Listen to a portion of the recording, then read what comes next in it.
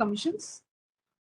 Today we are on day 3 and technical session 5. The first session will be on mediation under the Consumer Protection Act, and we have Ms. Chitra Narayanan with us.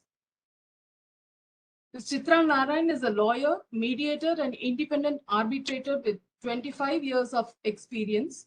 She is professor of practice with the Daksha Fellowship at Sai University, Chennai. As a lawyer, Chitra has worked in corporate commercial law, both in transaction advisory and dispute resolution, which she brings to support her work in arbitration, mediation, and conciliation. She has been a part with leading law firms prior to setting up independent practice. She is an accredited mediator with the Tamil Nadu Mediation and Conciliation Center, annexed to the Madras High Court, since its inception in 2005, and a founding trustee of Foundation for Comprehensive Dispute Resolution, Chennai, an initiative to mainstream mediation and provide mediation and conciliation services. Chitra was a member of a committee of mediators appointed by the Mediation and Conciliation Project Committee of the Supreme Court of India to work on a legislation for mediation in India. Chitra is the author of Mediation Policy and Practice, Oakbridge Publishing Limited, 2021, that evaluates the use of mediation in various dispute verticals, including cross-border mediation. It examines the possibilities for mediation, the policies governing its use in India, and compares policies and judgments of courts in other jurisdictions of these issues. We take pleasure in welcoming you, Chitra. Thank you for joining us today. Over to you. Thank you. Thank you so much, Saroja. Many thanks to CAG for inviting me to participate in this program. And good afternoon to every one of you. I have a PowerPoint presentation. So, Saroja, will you put it up or can I share it? Yeah, I have requested the university to share it. They should be doing it. Oh, okay. So while they do that, what I want to do is to tell you a little bit about how I will go through this lecture. First, I'm going to talk about what mediation is, what the process there of mediation is some disturbance in your There is it? 1 minute. Maybe I should. Tell me if it's okay. Is it okay now? You are not audible. I'm not audible. Please give me a minute. Let me just change my place. There is a background noise. I don't know. Okay. Just give me a minute. I'll try and deal with it.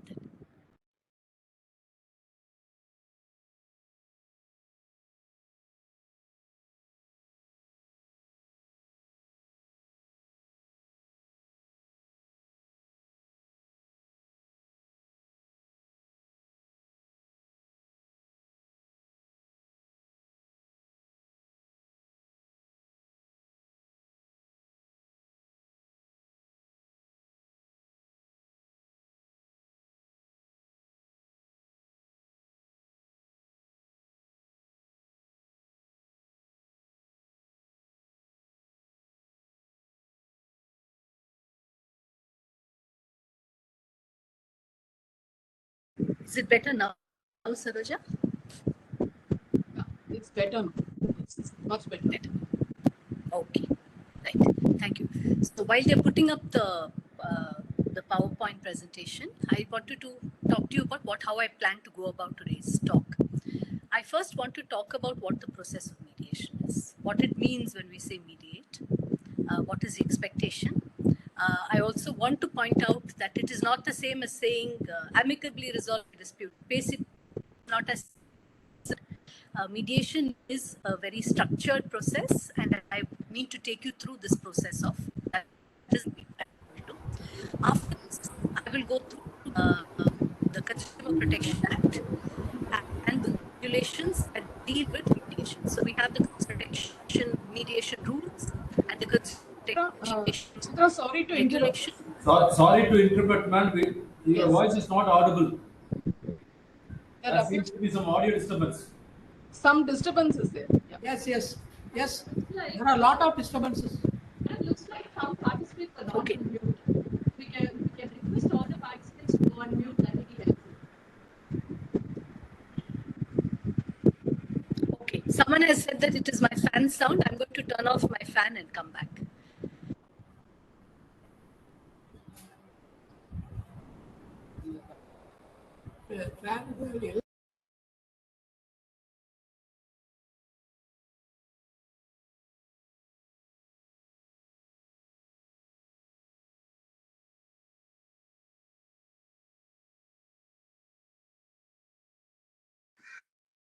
Is it clear now?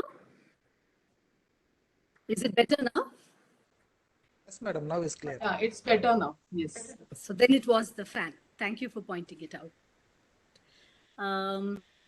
I will come to the consumer forum with the complaint about the fan. Is the PowerPoint ready, or I can put it up here as well? I think, Chitra, if you could. I'm just I trying to read do that. something. If you could, yeah, please.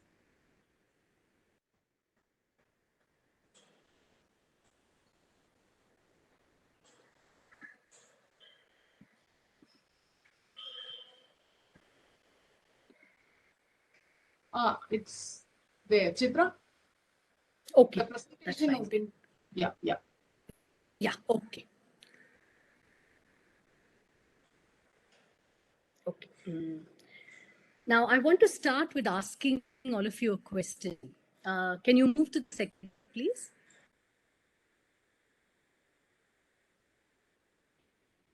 Is there someone who's managing? There's nothing that is seen on the slide. Nothing that I can see, at least. It's visible to us, actually. Okay, I'll open my own slides then. Okay. So the first slide is what do parties need from the dispute resolution process? So can I ask you what you think? What parties come either to the court or go to the mediation? What they expect when they bring a dispute or a complaint about a deficiency in the product or a deficiency in the service? What do they expect from the court? Every party want to win the case. Yes. And what do they want from the court? Even government wants Why to do they win. come to the court? In what?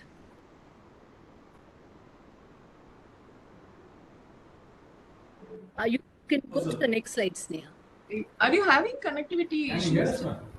Like, your voice is actually. Yeah, I see some issues there. Coupled with audio disturbance also. My goodness, I'm very sorry. Everyone expects only amicable settlement. Everyone expects amicable settlement. For what? But what is it that they come to court for? Are you able to hear me? Yes, for their grievance. Why do they come to court? Why do parties come to courts? I couldn't Any get, other reason? Court? Your voice is breaking, ma'am. Okay, I'm going to change my position. I'm very sorry about this disturbance. 1 minute.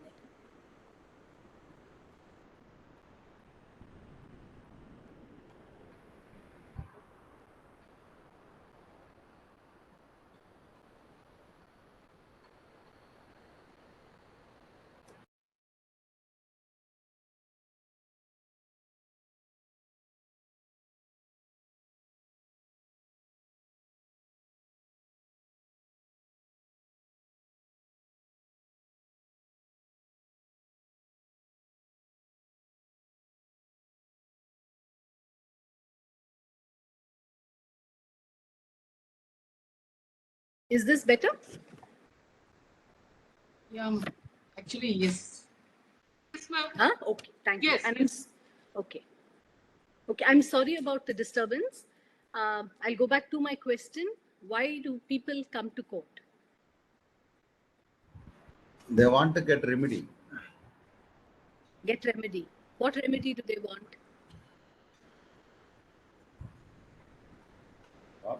Time consuming, ma'am. Sorry? They come to court so that Make the time consuming. they come to court so that they get some kind of a remedy. The remedy can get some kind of a situation. So it does not, it cannot, it will depend on the issue. It cannot be the same for every type of an issue. So it will keep varying from one issue to another. It will keep varying from one point to another. Someone.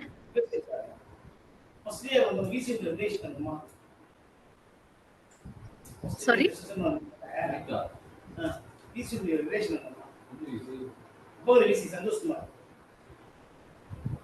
Sorry, I'm not able to hear you too well. Someone has put in the chat that they want to establish their right.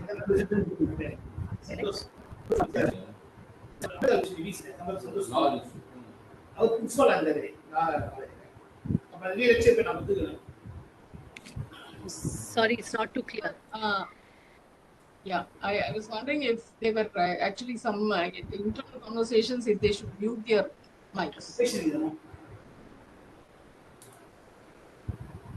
Okay, so when people say that they come to court for their rights, when they come to court for remedy, that is for either damages or for any interim order, any injunction, behind this is what we see on the surface. This is what we see in the paper that they file before the court. But below this, there is a lot of wants or expectations that the people have. The complainant may come to the consumer court saying, I have been wronged. The person gave me a deficient product, a product that was faulty. I want the court to recognize that what was done to me was very wrong. They come to the court with anger because they may have tried to contact the manufacturer, and the manufacturer has not paid any attention to them. So they come with anger. They come for justice, as one of you pointed out.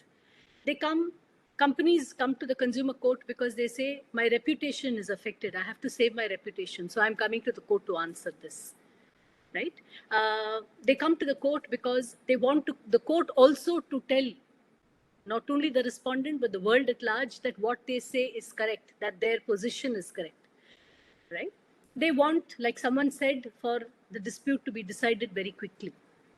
They want costs, they want a lot of money, they want compensation because a lot of wrong has been done to them. So they want compensation. They come because an immediate and proper response was not given. They come because someone else has said to teach the other side a proper lesson, right? So there are many reasons why behind their filing their case in court. Right? And any dispute resolution system, any court, any institution that says that they will help parties resolve their disputes must recognize that there is all of this that is behind the filing of a case or coming with a complaint or raising a dispute. Right? I think you must have all read about the person in Bangalore who filed a case before the Consumer Dispute Forum there. He had purchased tickets to go from one city to another city in Karnataka. And he and his wife and small child waited at 9:30 p.m. at the bus stop. And the bus which goes from one city to the other came there without stopping, went away, according to him. He fought the case for 2 years. For 2 years, he fought the case all for a sum of rupees 2,000. But what is behind asking? And the Consumer Forum gave him, the commission gave him 7,000 rupees as compensation. So for 9,000 rupees, he came to court and he fought a case. He didn't know if he will get that 9,000 rupees, but for the 2,000 rupees, he fought that case for 2 years. What is behind taking such a big responsibility, taking so much of effort, expending so much resources, all this, all for the sake of 2,000 rupees? It is anger. It is all of these points that you have made, that I want to be shown that I'm right. I want the other person to acknowledge that that person did something wrong by me. Right? So these are the expectations from a dispute resolution process, and mediation is a process that tries to address each of these issues. Yes, and that is why there is an effort across the country now to bring in mediation as court-annexed mediation, as you will all know, and now more recently to bring it as a part of the Consumer Commission institution. So we will have complaints filed before the commission, but we will also try to see if these disputes can be resolved through mediation. Right? And in having mediation, in adopting a process of mediation, there is more than just this compensation that is attempted to be addressed. There is all of these other underlying issues, that is issues below the surface, below the paper book, below the complaint that is filed, below the response that is filed. Behind all that, or in between all of these pages, you find all these needs that parties have when they want their dispute to be resolved. The next slide, please.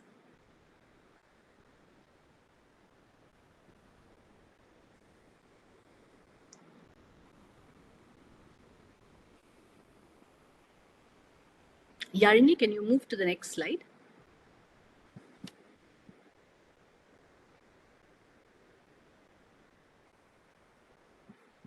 Okay. So what I will do next is, and this is there in the next slide, I will define what mediation is. And in defining mediation, I'm taking the definition which is there in the Mediation Act in Ireland, because it is a very simple and a beautiful definition. That's why I'm referring to that. Mediation is defined as a confidential, facilitative, and voluntary process in which parties to a dispute, with the assistance of a mediator, attempt to resolve the dispute. So there are many aspects to this that you're able to see. The first is that this process of mediation is confidential. The second is that there is someone called a mediator who is assisting the parties, who's supporting the parties. And why is the mediator supporting the parties? These parties have a dispute or a conflict, and the mediator is helping them to settle the conflict or resolve the conflict. And how will they resolve the conflict? They will resolve the conflict by means of a settlement which both parties or all parties, supposing there are 3 parties, there are 4 parties, all of the parties resolve the dispute by reaching a settlement which they are all happy with, which they all want, they are okay with, right? So it is not a settlement which is decided by the mediator. It is not decided by the third person. The third person or the mediator is only helping them in their discussions. And through these discussions, they try and reach a settlement which all of them are okay with. It is acceptable to all of them. So that is what the process of mediation is. It is different from negotiation in that in negotiation, it is party A and party B who may have a conflict or a dispute who will discuss and who will try to come to an agreement. Here, the mediator is a third person who does not have anything to do with the dispute, who will sit with these parties and help in their discussions, in their dialogue, in reaching a settlement. The next slide, please. This is another definition of mediation. These slides are going to be shared with you so that you can look at it and read it at your own time. So this definition of mediation is a definition which is from a book called The Promise of Mediation. It is a book written by a person called Bush and Folger. They define mediation this way. Mediation is defined as a process in which a third party works with the parties. And these are parties in conflict in order to help them change the quality of their conflict interaction from negative and destructive to positive and constructive as they explore and discuss issues and possibilities for resolution. So what the parties will do is, from being angry, from being hostile, from not having trust between each other, and fighting about whose fault it is, or, who did the wrong thing, who did the right thing, instead of discussing it that way, the conversation moves from there to working together, to talking together, saying, this is a problem between both of us. How can we work together to resolve it, right? So it is collaboration that is a part of mediation. People come angry, people come mistrustful. Through mediation, the conversation is moved from fighting, from anger, towards let us try and resolve this dispute together. It is a movement from people, I am angry with you, you did something wrong, towards this is a problem that both of us face. How do we resolve it together? Right? In court, we see often it becomes so adversarial, it becomes such a fight that the fight is often about, oh, there is a 10 days time within which you should have filed something, you did not file it within that time. So there is a condone delay petition, and we are arguing whether that petition should be allowed or not allowed. And in all of these smaller issues about procedure, about the fight, we forget what it is we have come to the court for. We forget that this is a case of a defective product or a deficiency in service or an unfair trade practice, and for which there must be some remedy that needs to be given. But we are so in a mood to fight that we are always constantly looking at little things by which we can say, I am right and you are wrong. Right? The next slide, please.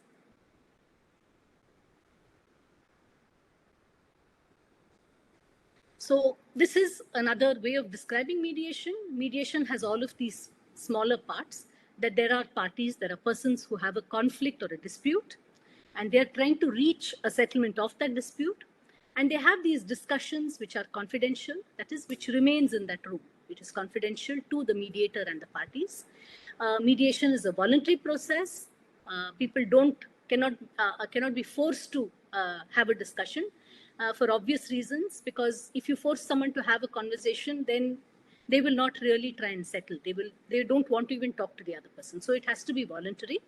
And these discussions are supported or facilitated by a neutral person called the mediator. I call this person neutral because this person has no interest, nothing to get out of this dispute. The person is there only to help the other parties. The next slide, please.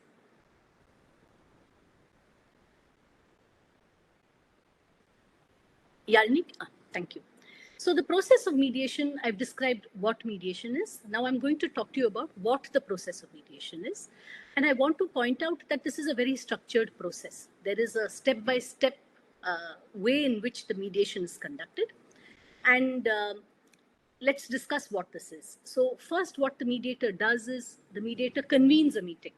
And I'm talking about convening a meeting, which is such a simple thing, but actually it is not. Because when persons have a conflict, they have a dispute, they are angry with each other, they're upset with each other, there is a lot of emotion. They don't even want to see or talk to each other. Often what happens when the differences or disputes come up, people stop even talking to each other. First, they try to resolve it, but it is not happening. They get a little more angry, even more angry, then they stop talking to each other. So for instance, let us take a consumer dispute. There is a person who has got, let us say there is a person called Ram, who approaches a company, an interior design company, to ask them to make shelves or wardrobes for his new house, his new apartment. He has to move into that apartment in 2 months because he is renting a flat, and he has told the owner that he has bought his own flat and he will move there in 2 months' time. And he has given this commitment to his owner. He engages company X to make shelves and wardrobes. And in company X, he is dealing with a person called Peter. Now, Peter gives a commitment to Ram that the shelves will be made and given to him and fitted in his apartment in 1 month's time. Ram goes to his apartment 3 weeks later and finds nothing is done. And Ram contacts Peter. Peter does not take his phone calls. He sends messages. Peter does not respond. Now he sends an email. He calls company X and says, look, nothing is done. They say, please speak to Peter. He's the one who is in charge of your account. Right? Now he's angry, he's upset, and then he comes to the consumer forum because he's not getting any response. Right? By this time, he is so angry that he does not want to talk to Peter. He does not want to talk to company X. He has engaged a lawyer. The lawyer will now do the talking. Right? So even this process of convening that the mediator does, which is to bring the parties to the same table to have a discussion, it is an important process because the parties will not do it themselves. They are so angry. They are so upset. They are probably not in talking terms at this time. So the mediator convenes the parties to the table, to a room, and then the mediator introduces what the mediation process is to them. He explains what the mediation process is, and the mediator welcomes the parties, expresses to the parties that he's happy that they are participating in a mediation, and then explains what the mediation process is, and explains to them that in this mediation, Peter and Ram will have discussions to see how they can resolve this dispute or this conflict that has come up between themselves. And they must be willing to participate in this discussion. It is a voluntary process, so they must be willing to participate in this process. The mediator explains to them that the process is a confidential process. The mediator explains that you must talk about what your disputes are, what your problems are with each other, what the issues are, and we must try and understand from each other how we can resolve it. And both of you will work towards a settlement of this dispute, which I will help you in. And whatever you discuss here must be a confidential discussion, right? Whatever is discussed here will not be discussed outside of this room.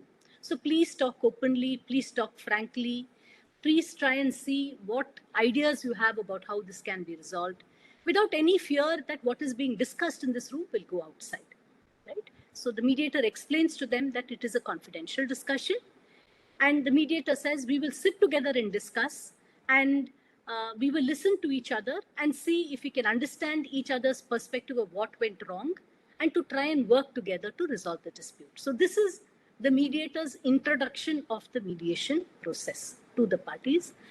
The mediator will also ask them if they have any doubts. If they have any questions or doubts, they will ask those questions. Then the mediator asks them if they want to try to do a mediation to resolve their dispute. If the parties agree, if Ram and Peter agree, then they will start the mediation. This is the mediator's opening statement. Okay? Then the parties make their own opening statements. So the mediator will invite Peter and then will invite Ram both to explain what happened. Why did this dispute come about? Why are we here? And each person will explain what the background is. So Ram will explain how there was a commitment. I paid this advance of so much money. I have to move out of the apartment, but the wardrobes and the shelves are not ready. How can I move into the apartment? They are responsible. He did not answer my phone calls. How insensitive they are. They are a useless company. All of this. Then Peter will explain their side of the thing. He says, I did take the money. We did take the money. We had all intentions of doing it. My child fell very seriously ill. I had to take the child to the hospital. And I was in so much tension. That is why I did not take his calls, right? So parties give the background to the dispute. That is their opening statement. From here, the mediator will ask more questions and ask the parties each to explain further, more and more what happened, what the background was. Because a person is not going to say everything in the first opportunity of speaking. As we speak more and more, there is more detailed discussions about what the problem is. I have chosen a simple dispute, right, in order to explain this process, but often disputes are more complex, more complicated. There is a lot of anger, right? So these discussions take place, then they talk completely, they give all the facts, all the background of what the dispute is. This is the information gathering stage. The mediator then helps them to identify, okay, what are the issues? What are the problems that we need to resolve? And then says, okay, let us take each of these points one by one and discuss and see how we can resolve it.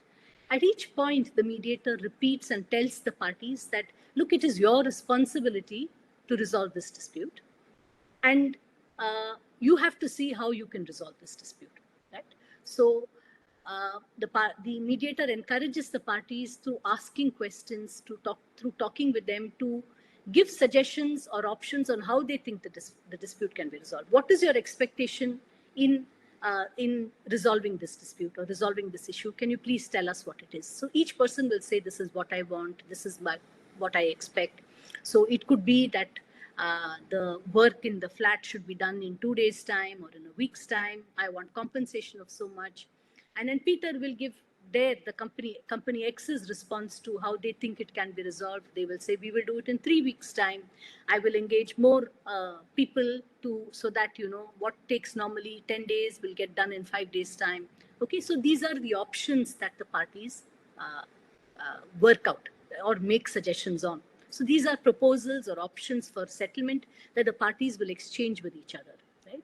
So from giving detailed discussions and the backgrounds about complaints, about anger, about hurt, about loss, about compensation, the mediator moves the parties to look forward-looking agenda. That is, okay, this is the problem we are in. How can we resolve it? How do you think you can resolve it?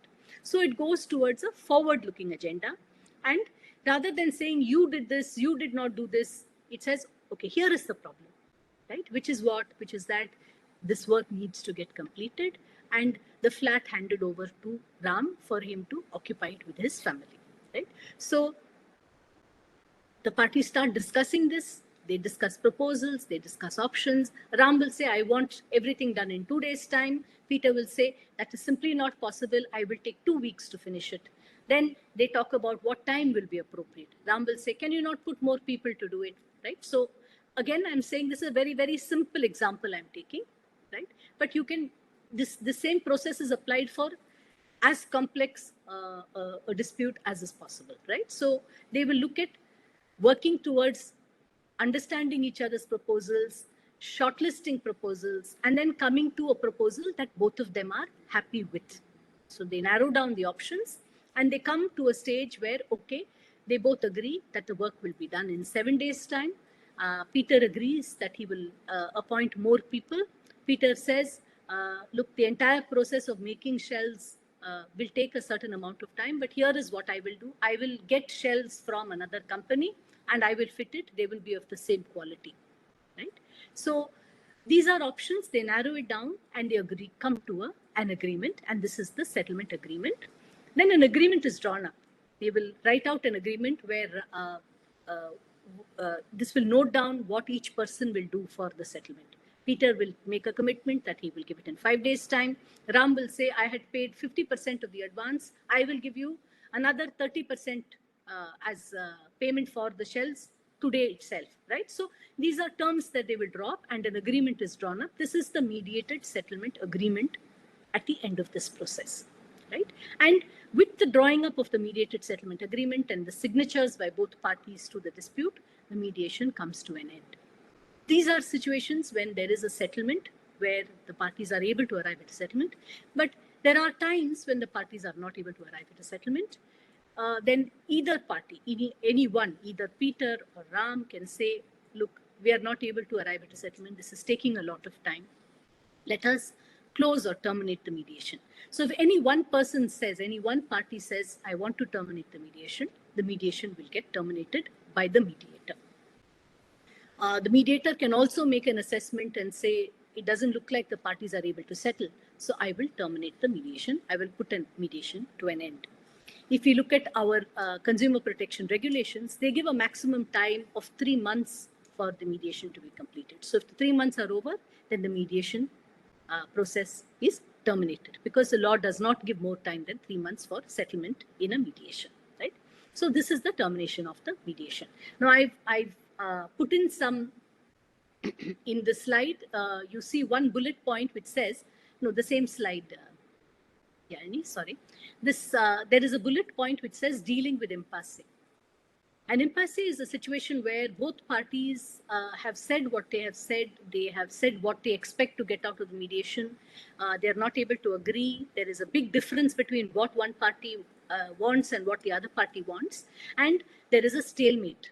There is a pause. They are not able to speak with each other anymore. There is nothing more that they want to say. Each is sticking to their position and saying, this is what I want and that is it. I don't want to talk anymore. There are techniques that the mediator will adopt in order to deal with this impasse. One is called reality testing.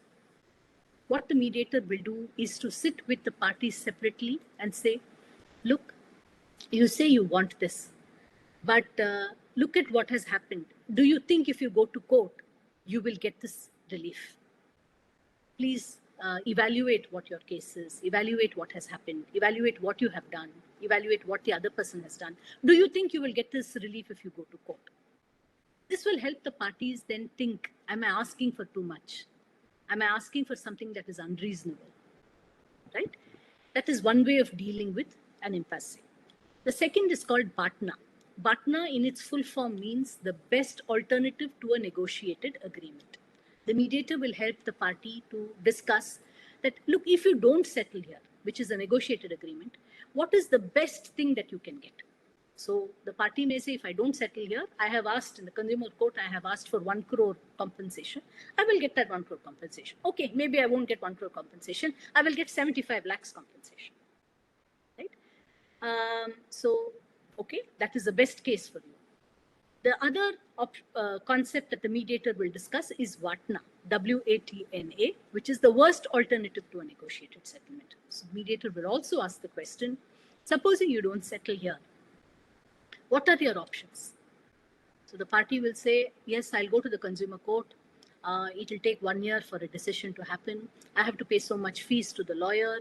I have to go, if for every hearing, I have to go to make sure that the other side has come there and to make sure that everything happens fast.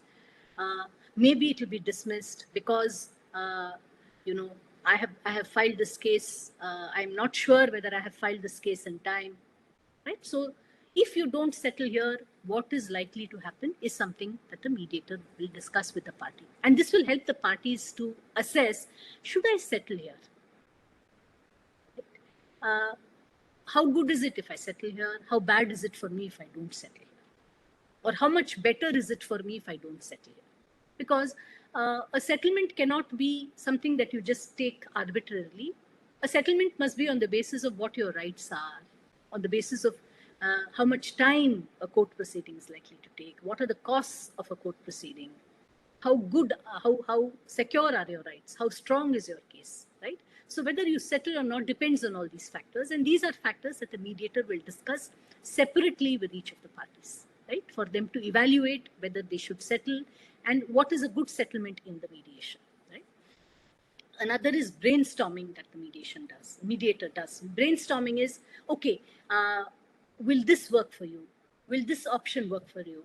Will this proposal work for you, right? Looking at different types of proposals to see what is best. That is called brainstorming. The last is caucus or a private session. So the mediator can sit with parties, all the parties together in the same room and have the discussion. So each listen to the other and understand the other's point of view. The mediator can also have private sessions, that is a meeting with one of the parties separately, with the other party separately. These are called private sessions or caucus. I will explain that once again, Mr. Venkatesan. So these are private sessions. Why do we have private sessions? There may be, we are assuring the parties that everything that you discuss is confidential. Still, the party may be hesitant to talk about certain things.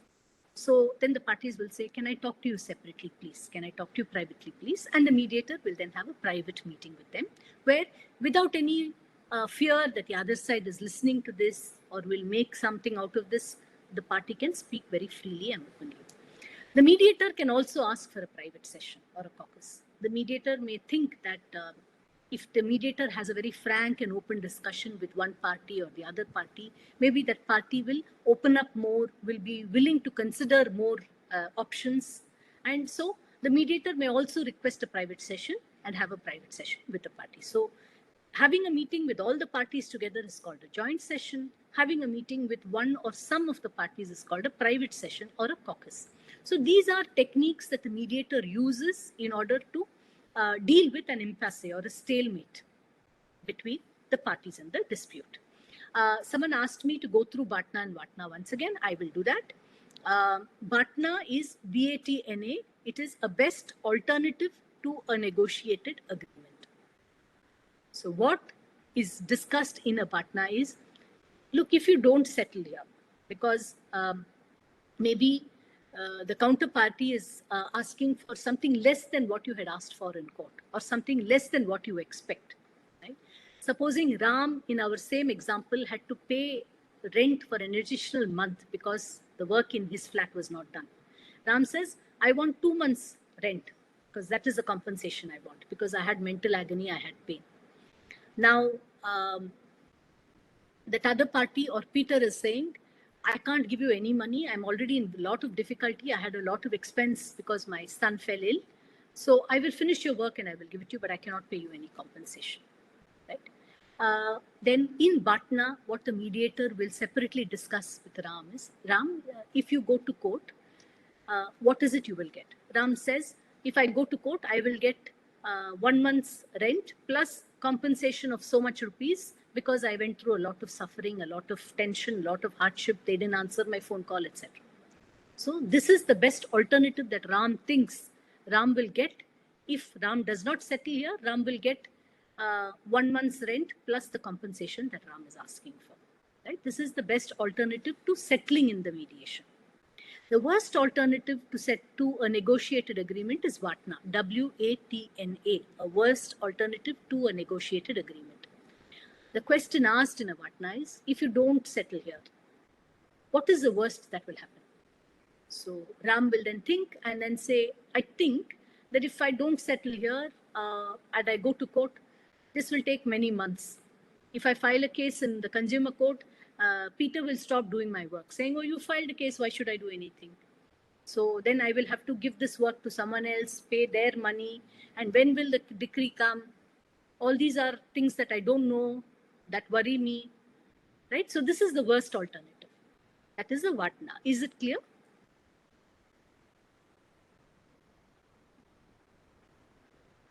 Okay. Thank you. We'll go to the... Okay, thanks. The next slide, please.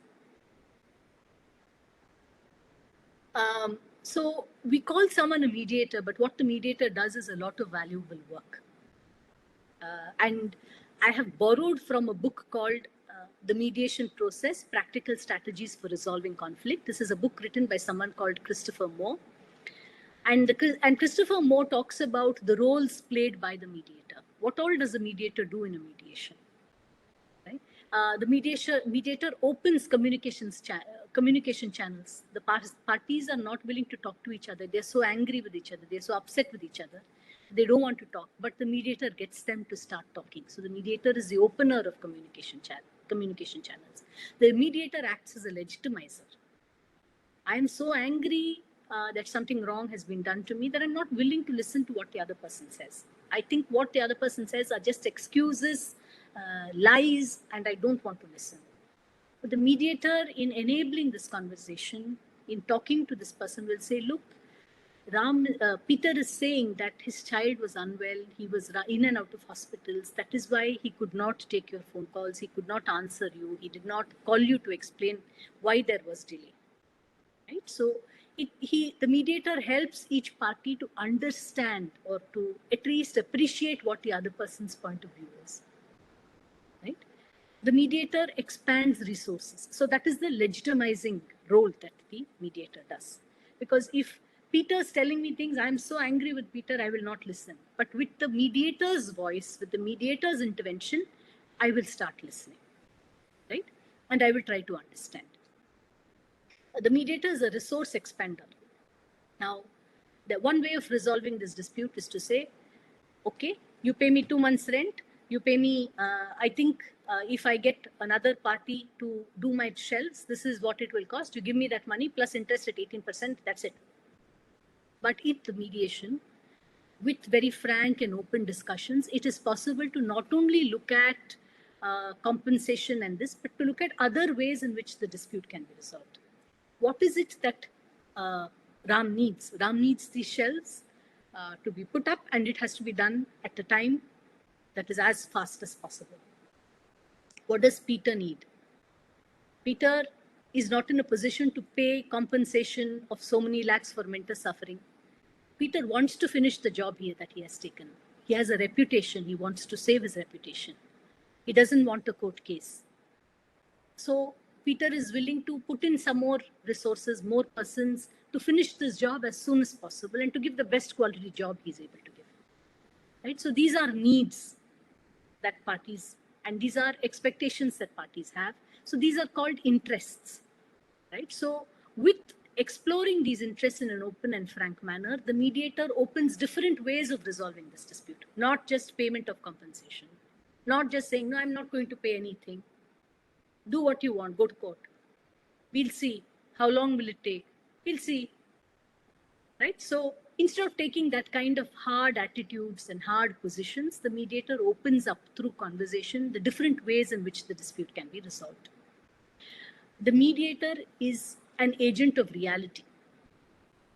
Right? So the mediator, through discussing BATNA, through discussing WATNA, helps the parties to evaluate how strong their case is, how long their case might get resolved, what is the possibility of getting what they expect from the court, right? So reality testing is done by the mediator, and that is how mediator is called an agent of reality. The mediator is a scapegoat. How is the mediator a scapegoat? When there is a private session or in the group session, one party keeps shouting at the other party saying, you liar, you cheat. I know you took my money, you had no plans of building these shelves for me, this, that. The mediator will, tell Peter, please just be patient. We'll talk to Ram, say, I understand that you are angry. I understand you're upset. I understand that you have taken loans, taken a lot of effort to build this nice flat, and you find that the shelves are not ready. You cannot even move in. Your family must be upset with you. I understand all of that. So the mediator is taking all these bad vibes, the bad anger, the hurt, the shouting, listening to it, right? And taking on together with Peter. It is directed towards Peter, but the mediator is also taking all of this in, right? So, and the mediator will not get angry or lose their patience, but will listen and try and understand. Say, I understand you're angry and that is why you're saying these things, but can we try and resolve it? So that is how the mediator is a scapegoat. The mediator is a leader, yes, as a facilitator, as a guide to the parties on how they can resolve the dispute. The mediator is a leader. The mediator is a comforter. You're angry, I understand it. So in mediation, when compared to the court, there is a lot of room and a lot of space for the party to express their emotion. To say, I am angry, I am upset, talk about what the problems have been because there is this delay or this deficiency or this defect, right? It angers people. It makes people upset. I'm telephoning the company so many times, they're not answering. Oh, they're a big company. They think they can do what they want. All this is anger. And mediation gives you the space, gives the parties the space to express this emotion, express this anger, express this sadness, this hurt. There are even these little things that happen in mediation, like an apology. If Peter were to tell Ram, I understand how upset you must be, and I'm very sorry that this delay has cost you so much. Just listening to this is enough for some parties. I have seen in mediations where they say, okay, now that you understand how I felt, I think we can close it in this manner. They become more open to settlement when they hear an apology, right? But the mediator helps in comforting the parties as well, in allowing the parties to express their emotions and in resolving it. The mediator is a repairer. Earlier, they were going to go to court, they were going to fight it out in court, but now, through mediation, they may come to an arrangement where the work will be done in a shorter time, through more efforts by Peter. And this is a relationship that was cracked, now has become mended. They continue with their relationship as a customer and a service provider, right? So this is the repairer work that the mediator does. The next slide, please.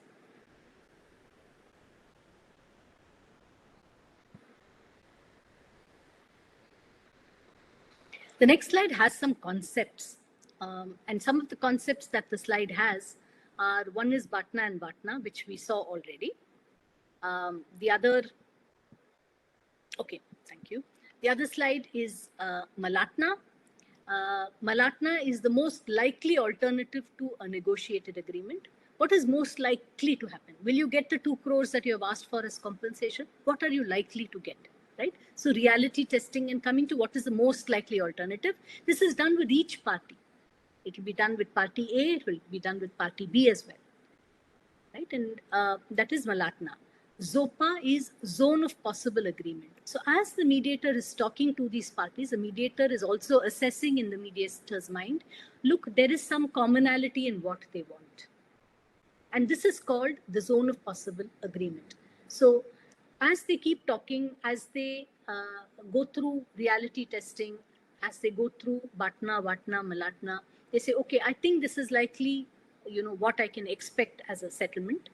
And then there is some meeting point in what each person is willing to do by way of a settlement, what each person is okay with as a settlement. And that is called the zone of possible agreement. Caucus, we discussed it. This is where there are private sessions between the mediator and one or some of the parties. The next is interests versus positions. Very simply put, position is something that I come demanding. I want this compensation of 1 month rent. I want compensation for mental agony and suffering of 1 lakh of rupees, all of this. This is the demand. This is the expectation that the person comes with. Interest is what the person really needs. So what does Ram need in this example that we discussed? Ram needs the shelves and the wardrobes to be done in his apartment as soon as possible so that he can move there. That is what Ram needs. What is Ram demanding? Compensation. I'm going to get someone else to do this work. That person, I've got a quotation from that person. That person says they want 1 lakh of rupees to complete it. So now I want 1 month's rent, 1 lakh of rupees to get the work, the balance work done, and 1 lakh rupees compensation. So that is position or a demand. Interest is getting the work done as soon as possible. Okay, that is the need that the person has. Compromise versus collaboration. Here, what we are trying to do is work together to come to the best possible settlement or result that we can get. And that is a collaboration. Compromise is where I give up something, someone else gives up something, or one person gives up a lot, the other person gives up nothing. That is compromise. But collaboration is we work through both our interests, understand each other's interests, and come to a settlement. There are different approaches to mediation. I am talking about 2 types of approaches here. One is facilitative mediation, where the mediator only assists the parties with having a discussion, keeps the parties engaged in a discussion, helps the parties explore options for settlement. That is the role of the mediator in a facilitative mediation. In an evaluative mediation, the mediator will also help the parties to evaluate how strong their case is, right? Either technically, supposing it was a house that was to be built by a contractor and a builder, the evaluation could also be done, supposing they appoint an engineer as a mediator. The mediator can also do technical evaluation with the party. Look, you did not build this portion properly, right? You did it in a hurry. There are cracks here. Now, if you were to go to court, what would happen? Have you not done your work badly? So the mediator will help the parties evaluate the strength and the weaknesses of their claim in the dispute, right? So that is evaluative mediation. Typically, mediators, it's not that you will do only facilitative mediation or only evaluative mediation. You can do both. Right? The last concept that I want to discuss is mediation and conciliation. In mediation, it is actually another word for facilitative mediation and evaluative mediation. In conciliation, the mediator takes a more proactive role. He helps the parties to evaluate, will make suggestions on how they can settle the dispute. But again, it is only a suggestion. The parties are free to take up the suggestion or to reject the suggestion. Right? So these are concepts in mediation. The next slide, please. So from this, what are the elements of mediation that we can get? The first is that it is voluntary. The second is that this is a confidential process. We want parties to talk openly, very frankly, and very freely with each other so that they can look at all aspects of the problem and resolve it. Right? So we give the assurance to the parties that it is a confidential process. There is an impartial mediator. When I say it is an impartial mediator, the mediator has no interest in how the parties settle. Okay? The mediator is here only to help the parties to reach a settlement. Who decides what the settlement is? It is the parties who will decide what the settlement is. The parties will decide whether they want a settlement and what the settlement is. The parties will also decide that they don't want to settle, that no, what is being suggested, it is the parties' freedom, whether they want to settle and how they want to settle. Okay, so that's another element of mediation. The last is that the settlement agreement that the parties enter into, what they sign, is binding on the parties. It is also enforceable. Different laws provide for different ways of enforcing the settlement agreement. The Arbitration and Conciliation Act in Part 3 deals with conciliation, which is evaluative mediation, and it says that if parties enter into a settlement agreement, it can be enforced as if it were a decree of a court. Right? So different laws provide for different ways of settling it. But at its minimum, the mediation agreement that the parties enter into, the settlement agreement, can be enforced like a contract. So you can say, this is what he agreed, this is what he committed to, and so I want it enforced. I want the court to support me in getting that person to give this effect. If you see the Consumer Protection Act, the Consumer Protection Act requires that once the parties have entered into a settlement through mediation, they will bring this, the report of the mediation together with the settlement agreement to the commission, and the commission then will pass an order in terms of the settlement agreement. So what is the effect of passing an order? It means that you can enforce it, you can execute it as if it were an order of the commission, right? So that is the support that the law gives to the mediated settlement agreement. The next slide, please. What are the advantages of having mediation as a part of the dispute process in the consumer forums? The first is that it helps parties to have an understanding on the basis of which they can try and settle the dispute. The focus in the mediation is on the problem. Okay, look, the wardrobes are not done, the shelves are not done. That is the problem. The problem is I am not able to move into my flat. That is the problem. We are not saying after a point, after everyone has given the backgrounds and given their issues, their anger, their, everything, the parties are now talking about the problem, not that you did not give it. You said you will give it by March, you have not given it. It is May, you still have not given it. So it's not you, it is, we need this to be done, right? So the focus moves from the person to the problem. Mediation helps to repair the relationships. Mediation is an amicable discussion. We are not shouting, we are not screaming. There is a time for it, but once all that is done, we start looking. There is a forward-looking attempt to resolve it. And we are talking as genuine, serious people, respectful people. We are having respectful discussions. Though we are angry with each other, though we have an issue between us, we are still doing it in an amicable way. We are doing it in a collaborative way. We are together trying to find a solution to this problem or to this dispute, right? And in court, there is a tension, there is stress. You don't have it in mediation. I don't mean to say that this is a problem in the court. That is not what I mean to say at all. But it is true that a party who files a case, a party who's defending a case, goes through anxiety and stress because of the court process. Here, because we're working towards a settlement, the stress is less, right? The next is that the resolution or the solution that the parties will try to arrive at is an interest-based solution. So you're meeting the real needs of the parties. In the example that we discussed, Ram wants the work done, the shelves to be completed. Peter wants to finish this and give it in the manner he had committed, right? So we're looking at what the parties really need, and it is an interest-based solution. There is an active participation by the parties, right? It is not just that I give my case to the lawyer says, okay, all these facts are relevant. Oh, you're angry. Okay, that may be so, but that's not really relevant. Your wife shouted at you because the work was not done. We could not move into your new flat. Oh, that doesn't matter. Please leave it. That is irrelevant. All of that is relevant and is spoken about, and it is the parties who are talking to try and resolve it. They know best what the problem is. They know best what solution will work for them, right? So there is active participation between the parties. There is self-determination.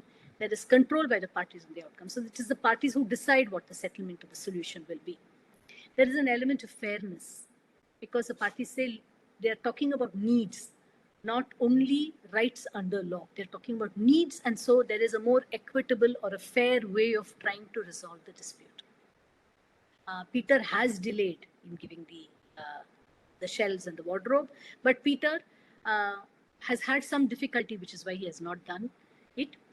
This process makes it possible for Ram to consider this and to say, okay, I understand you've had some difficulty. What can we do next? And to try and be fair about how the solution will be. There is confidentiality in the process. This is a more comfortable process because it can be done in the language that the parties are comfortable with.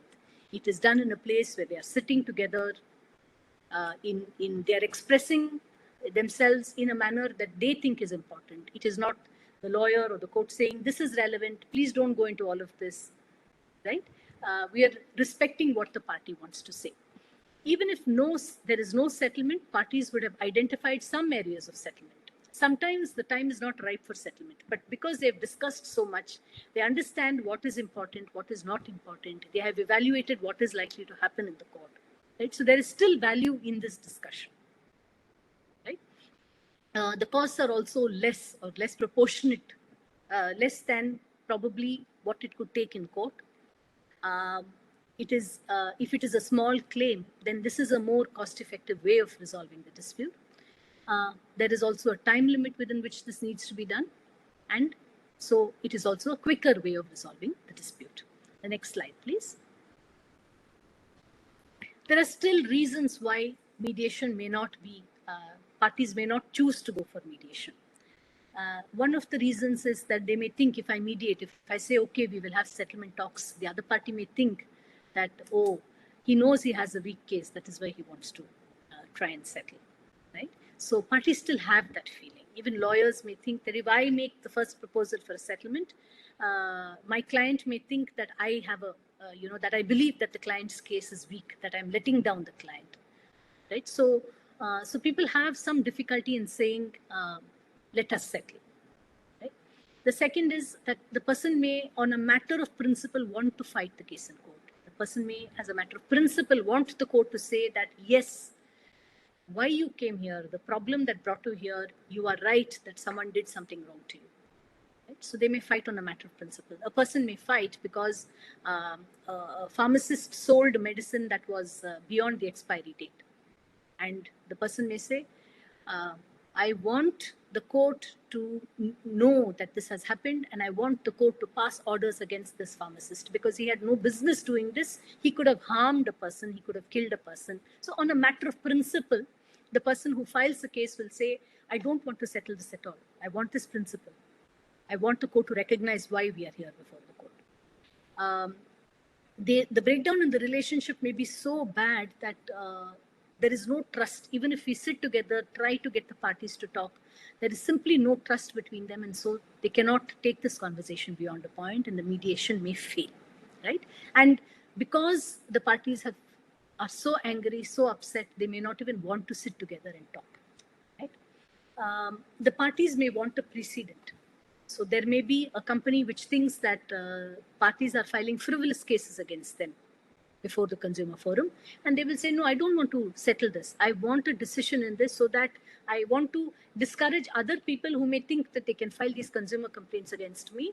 I want to give them a precedent or a ruling so that they will not be encouraged. They will be discouraged from filing frivolous cases. The second is, the next aspect is that it is non-binding. This is the strength and the weakness of the mediation.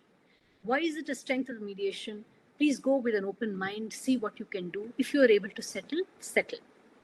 But I am starting this mediation, but for this mediation to be successful or for the settlement to take place, me and the other party must agree.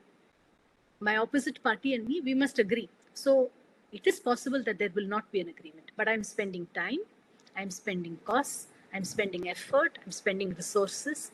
So why should I do it when I'm not sure that there will be a resolution or a settlement, right? That is a drawback in mediation. There could be a power imbalance or a resource imbalance. There could be an individual who's fighting a case, let us say, against a big hospital. A hospital can get lawyers, many lawyers who will talk very sophisticatedly. It has all the money in the world to spend, right? It can bring 10 people to the mediation, whereas this person is all alone talking, right? Now, when there are so many people, there is only one person, there will be a lot of hesitation, a lot of fear and anxiety in talking. There is a power imbalance in that room. There is a resource imbalance in that room. It is the mediator's responsibility to try and work out the balance. The mediator can say, look, why are 10 people coming here? If 2 people come, that should do. The mediator can make an effort to restore the balance in the mediation, but because the imbalance is so high, mediation may not be a good way to resolve a dispute. Right? This happens often in domestic violence cases where the husband has inflicted a lot of physical abuse on the wife, and the wife is afraid to sit in the room and talk because the husband, because of the physical violence, exerts so much power over the wife, she's not able to talk. So in these situations, mediation is not the right thing to do, right? Because she will not be able to negotiate effectively. There are costs involved in mediation. There is, under the rules, the requirement that the parties will have to pay a fee for the mediation. So that is something that the parties will consider. They will say, I have to pay fees to the lawyer, fees for the case, fees for the mediation, how much fees do I pay? right? And that may make them unhappy about the mediation. The last is that the lawyers may advise that, don't compromise.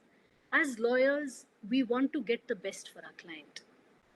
This is what the law says. This is the right that my party or my client has, and I want to get this for my client. And I believe that when I go to court, this is the order I will get, right? So why should my client compromise? This is the thinking that is there in lawyers, because we are trained to do the best for our client. That is our training. That is our responsibility as a lawyer, right? So we may think that we should not compromise, right? So there is probably a hesitation in going for mediation.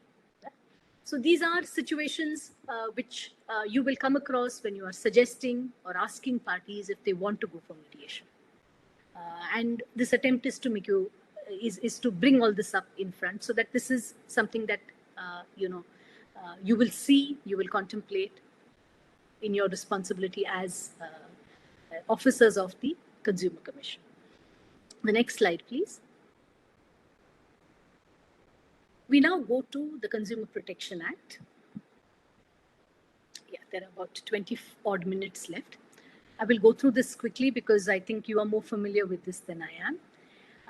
So there is a requirement under the Act that the members of the Commission will evaluate what the case is, and if the Commission believes that there can be a settlement between the parties, there are mediation cells established, and the member of the Commission will suggest to the parties, why don't you try mediation, right? So that is the requirement of Section 37. It requires the member to look at this file, what each party has said, and see, okay, I think it can be settled, that there are elements of a settlement that parties may be able to agree upon, and therefore it will ask the parties to say whether they want to go for mediation or no. At this time, it is important because mediation is not very well known. There is not much awareness about mediation. People may say, "Na pesi pate unna nadakala," right? But mediation is not that. It is a more structured, a more detailed process. So it may help. In fact, it will help when the members of the Commission actually explain to the parties what this process is. And the important thing here is that the parties must consent. It is a voluntary process. After explaining to them, helping them understand, the parties say, yes, I want to try it, or no. But both parties or all parties who are there before the Commission must agree before the matter is sent for mediation. The subsection 2 of Section 37 says that within 5 days, this will be referred to the mediation cell. The next slide, please. So there is an entire chapter in the Consumer Protection Act that deals with mediation in consumer disputes. There is a provision for setting up consumer mediation cells at the national, the state, and the district levels.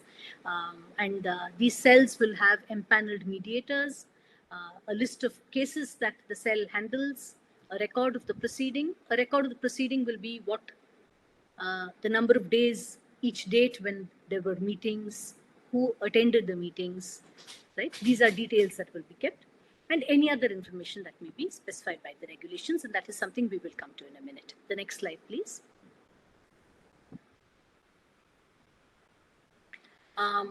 This Section 75 talks about preparing a panel of mediators, and what qualifications, what experience the mediators have is something that the regulations will specify.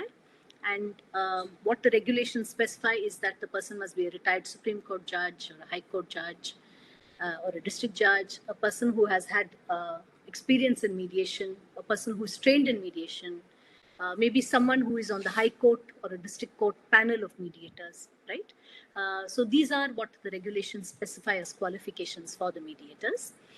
When the mediator is empaneled, the mediator is on the panel for a period of 5 years. After 5 years, the mediator can be appointed once again. The next slide, please.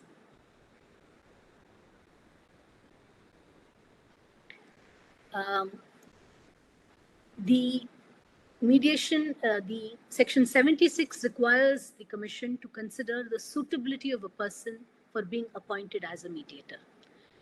When it says consider the suitability of the person, it might look at, is this a very complex dispute? Is it a very, so should we have someone who's very senior, who has had many years of experience? Should we appoint such a person as a mediator, right? Is it a dispute relating to a building construction and there is some defective construction in the building? Then do we have someone who does real estate disputes mediation? Maybe that person will understand the dispute better. Should we have someone in our panel of mediators? Do we have an engineer? Then we will ask that person. Is it something relating to do with accounts or working out compensation? Is there someone with a finance background? We will get that person, right? So from the panel, you look at who is the person who is best suited or who may be amongst the better suited persons for the mediation, and we send them. The next, suitability can also be language. Supposing the parties can speak only in Malayalam, and you have a mediator, fortunately, in your panel of mediators who knows Malayalam and English. Okay, that is the person you will appoint to the to do the mediation in this dispute. The mediator has certain professional obligations, certain ethical obligations. The first is when a mediator is appointed, the mediator must say, okay, it is party A and party B whose dispute I need to help in resolve in mediation. Do I know party A? Do I know party B? Have I been a lawyer for party B? And this is a conflict of interest, and therefore I need to tell the parties that, look, I know this person, I know the other person, and disclose it to the parties, right? If there is any other issue, supposing I have been a lawyer only for hospitals, I have a lot of hospitals in the city as my clients, and this is a mediation involving hospital. Now, this is a situation for, say, the consumer, the complainant, which might give them, which might raise some doubts or some concerns whether I will be impartial, whether I will be independent in the way I'm mediating the dispute. Right? Because I work with hospitals, I know how they do things, I know their problems, I know they have a lot of people who keep complaining about their services. That may be the way I think, because I handle their disputes. So a party may be justified in having a concern that, oh, Chitra, she has a lot of hospitals as clients, so how will she be when she's doing the mediation, right? So this is an aspect that I as a mediator need to disclose to the parties, right? It is a requirement, it is an ethical requirement. And why is it? Mediation takes place within four walls of a room. It is a confidential proceeding. No one outside that room knows what happens in that room. And therefore, to the extent it is possible, we must make sure that the process is conducted with integrity, with fairness, in the right way. And therefore, there are these requirements about the ethical conduct of a mediator. The next slide, please. Where will the mediation be conducted? It will be conducted in the consumer mediation cell. Why? Because this is a place where neither party has a special interest in. Supposing one of the parties is a company, it has a lot of money, lot of resources, and that company says, let us do the mediation in a 5-star hotel. The other person may not have as many resources, and the person is going to feel bad, going at the cost of the person against whom he has complained. So we will keep it in a neutral location. That is why it happens in the consumer mediation cell. Now, what is the responsibility of the mediator? The mediator will, subsection 2 is what I'm reading in section 79, where a consumer dispute is referred for mediation by the district, state, or national commission, as the case may be. The mediator nominated by such commission shall have regard to the rights and obligations of the parties, the usages of trade, if any, the circumstances giving rise to the consumer dispute, and such other relevant factors as he may deem necessary, and shall be guided by the principles of natural justice while carrying out the mediation. Natural justice is very important. Actually, one need not even say it in the context of mediation, because I cannot do a mediation without all the parties participating. Right? I cannot do a mediation to the exclusion of one of the parties. Right? But it is only emphasizing that please make sure that all the parties who are concerned with the dispute are participating in the mediation. Right? The other thing that the mediator needs to keep in mind is there is an expression used that mediation or settlement take place in the shadow of the law. We always keep what the law or the rights say when we are talking about a settlement, right? If my right is that I can get a compensation of a certain amount, what I will settle for is not going to be divorced from what the law says, right? I'm entitled to so much, so I'm asking for so much in the settlement, correct? I'm entitled to 1 crore. This is what the law says. So I'm willing to settle at 50 lakhs or 75 lakhs. So it is always in the context of what rights each party has, correct? So this is something that the mediator will also bear in mind, will ask questions about this, will help the party evaluate their rights. That is what section 79(2) requires. The next section, the next slide, please.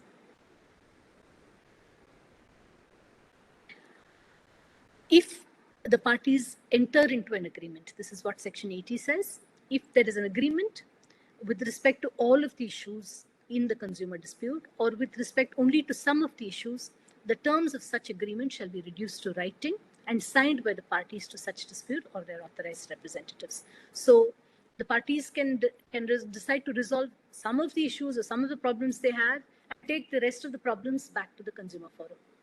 So once they have arrived at a settlement, they will draw up an agreement which sets out the terms of the settlement and sign it. The next slide. Sorry. When there is no settlement, then the mediator, or the time is over, the mediator will send a report to the commission saying that there was no settlement possible in this agreement, in this mediation. The next slide, please.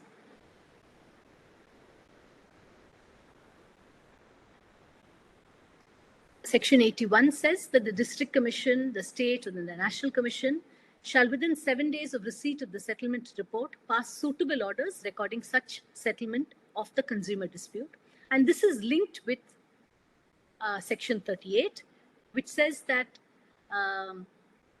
sorry, not section 38, section 71, which says that every order of a district commission, state commission, or national commission will be enforced in the same manner as if it were a decree of the court.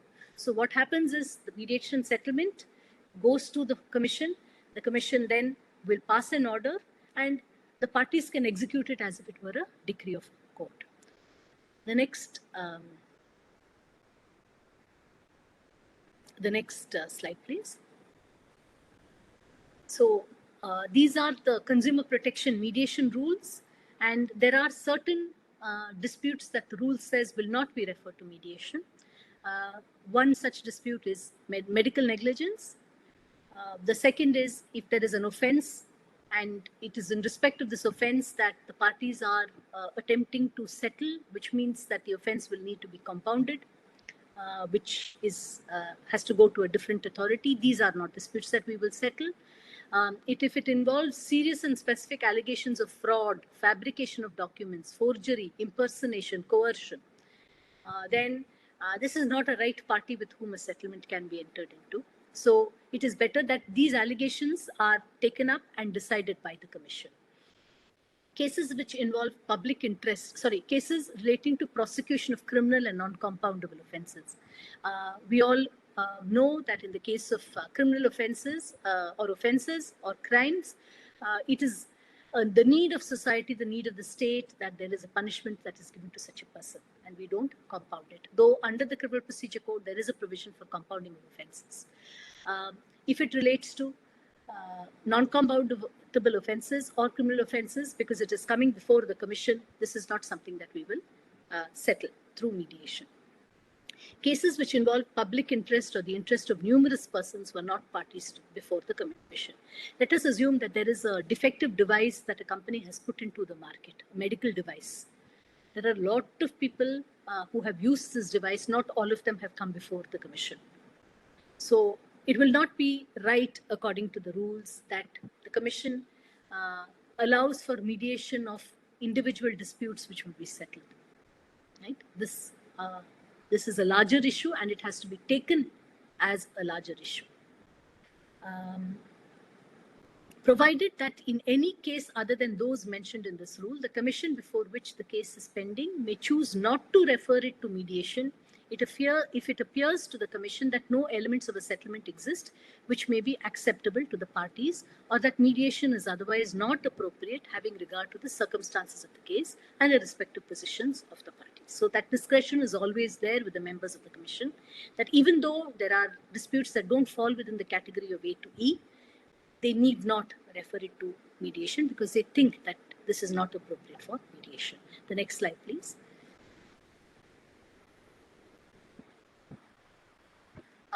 This is the Consumer Protection Mediation Regulations, which talks about how the mediation will be conducted. It talks about the duration within which the mediation should be conducted, the information to be provided by the parties to the mediator for the mediator to help them resolve the dispute. What happens if a settlement is executed? What happens if a settlement is not executed? Right? The next slide, please. These are regulations that deal with conflict of interest of the mediator and what a mediator needs to do. What are the fees? So it is the presiding officer of the Commission who will decide the fees to be paid. There is no schedule of fees that the regulations or the rules have. The presiding officer decides the fees on the basis of the complexity of the case, who the parties are, etc. And the rules say that the parties will share the fees. They will pay the fees to the mediator. And if the mediation there is no settlement in the mediation, 50% of the fees will be paid. If there is a settlement, 100% of the fees will be shared equally by the parties and paid to the mediator. How does one decide the fees? I think I need not say anything because you are all experienced members of the Commission. You will take into account what the status of the parties are, what the capacity of the parties are, how much time, because how complex is the dispute and how much time is it likely to take for the mediation to be completed. In the court-annexed mediation system, mediators work on an honorarium basis. It's not fees, it is honorarium. Because a lot of the mediators feel that it is our responsibility to help people resolve their disputes. But there is no fee that is indicated here. In the High Court, there are fees that are indicated by rules passed or orders passed by the committee in the High Court. Here, there is nothing indicated, but these are factors that could be kept in mind when fees are decided by the presiding officer of the Commission. There is provision for training for mediators at the instance of the Commission, continual development training, because I've done one training doesn't mean that is enough. I must constantly be trained. There is a code of conduct for the mediators. There are provisions describing what the role of the mediator is. There are rules about confidentiality, that both the mediator and the parties must maintain confidentiality of the discussions there. There is an immunity to the mediator. You cannot call the mediator to court to act as a witness before the court. And there is a regulation on what the report will be to the Commission. This next slide, please. There are just a couple of sort of pointers on what the honorable members of the Commission may consider when, insofar as mediation is concerned before the Commissions. The first is there some interim order that needs to be passed? And if there is some urgent order that is required, probably the reference to mediation can wait till the application is heard and decided. The second is an assessing if the dispute is appropriate for mediation, right? So an example is what is given in the regulations as disputes that will not be appropriate. Then the member will also consider, depending on the facts, whether this is appropriate or not appropriate. The responsibility of the members of the Commission to explain what the mediation process is, because it is important for parties to understand what this is before they decide whether they want to participate or not. And who better to explain than the member of the Commission? When the honorable members of the Commission explain, then the parties have some confidence about the mediation process, because this is someone who holds a very high office, who is experienced, who they look up to and they respect.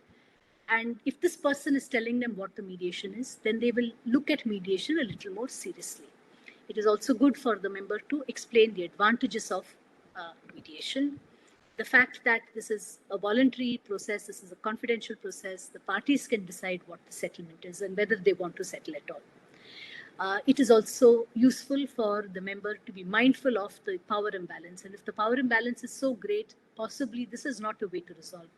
Mediation may not be an appropriate way of resolving the dispute.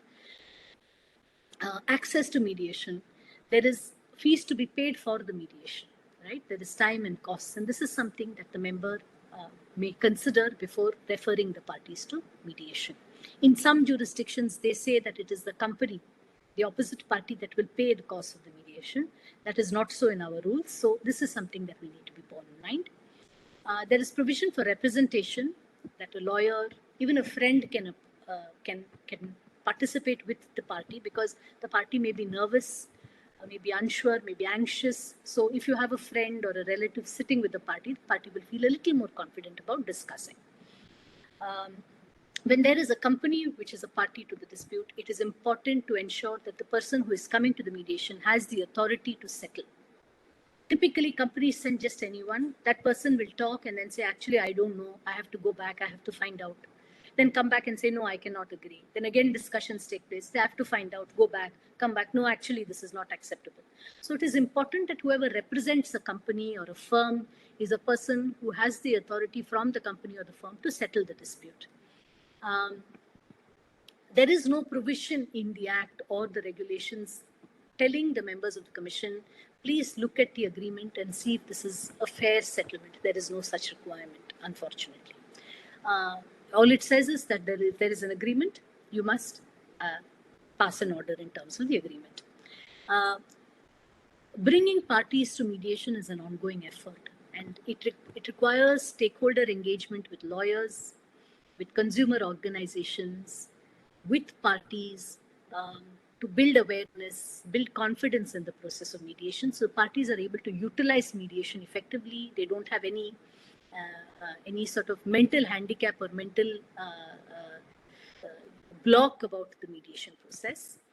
It is important as an institution to have meetings about what parties, consumers feel, consumer organizations feel, what lawyers feel about how mediation is conducted in your respective commission, right? And receive feedback about the mediation process, because that is the only way we can improve what we do. And possibly provision of a complaints procedure. So this is all I have to say about mediation. The last slide has some resources, some links about how other countries have tried mediation, which you might want to read at your own time. Thank you. I think I have exhausted all the time. If there are any questions, I'm sorry I have not given any time for questions. Please share these questions with Saroja or CAG, and I will attempt to answer it and send it back to you by email. Thank you. Thank you, Chitra. Thank you, ma'am. We'll probably take 1 or 2 questions and then we will actually close the session. Okay. Any questions, we will take 1 or maximum 2 questions.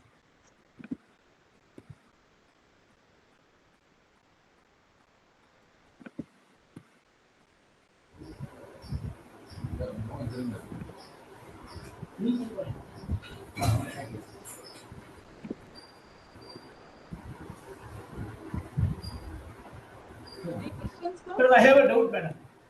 Yes, please. How the brainstorming is more important in the mediation, madam? Brainstorming is basically problem giving ideas are invited. How it is related to this technique? Okay, so what the mediator helps the parties to try and do is to bring as many proposals for settlement as possible, right? So when the mediator sits with the party separately, it says, okay, what do you think are the ways in which we can resolve it? What is your expectation? So the party may ask for the moon, or the party may say something small, something different is okay. So in order to bring as many options or proposals for settlement as possible, that is a brainstorming that the mediator does with the parties. Because if there is only one proposal, I want this, that is all, I'm not going to talk anymore, then it is very difficult to settle.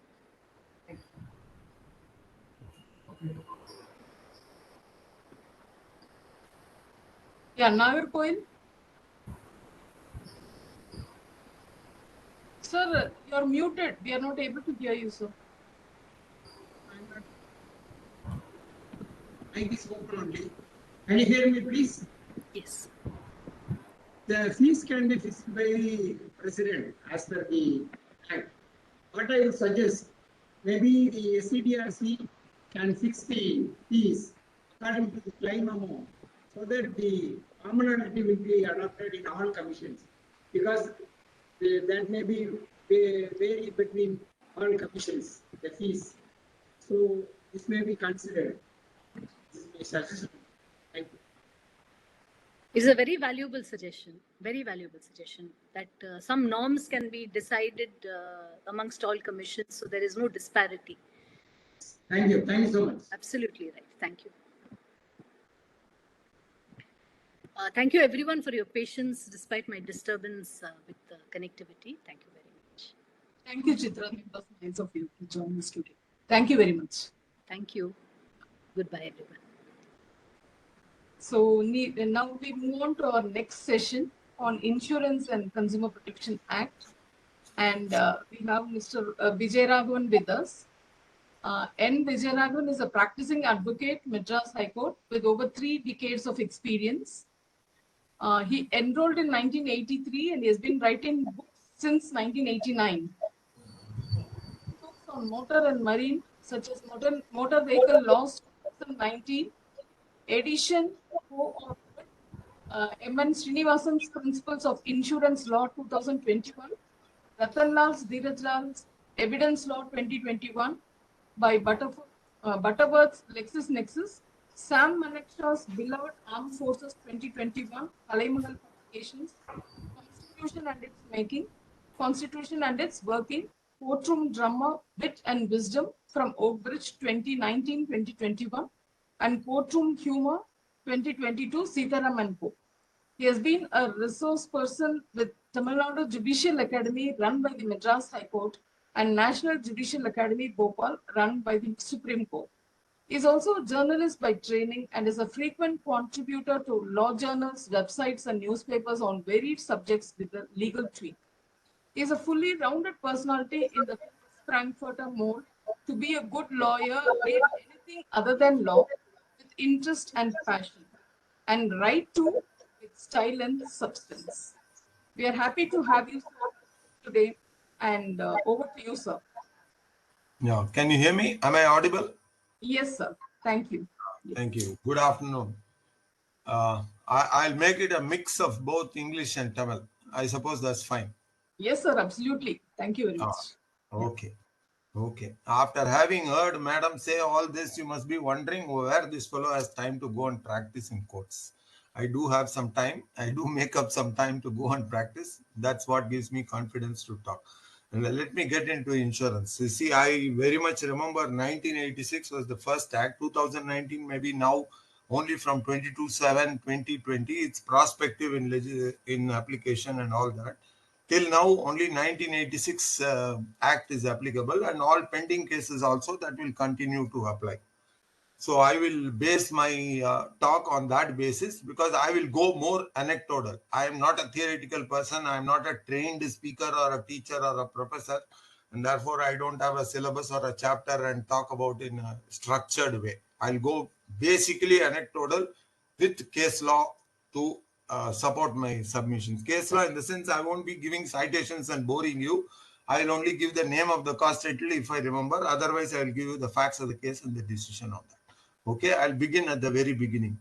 Now, first I saw some of them giving a PowerPoint presentation and so on. I am not used to, I am not tech-savvy. I'm not going to give that.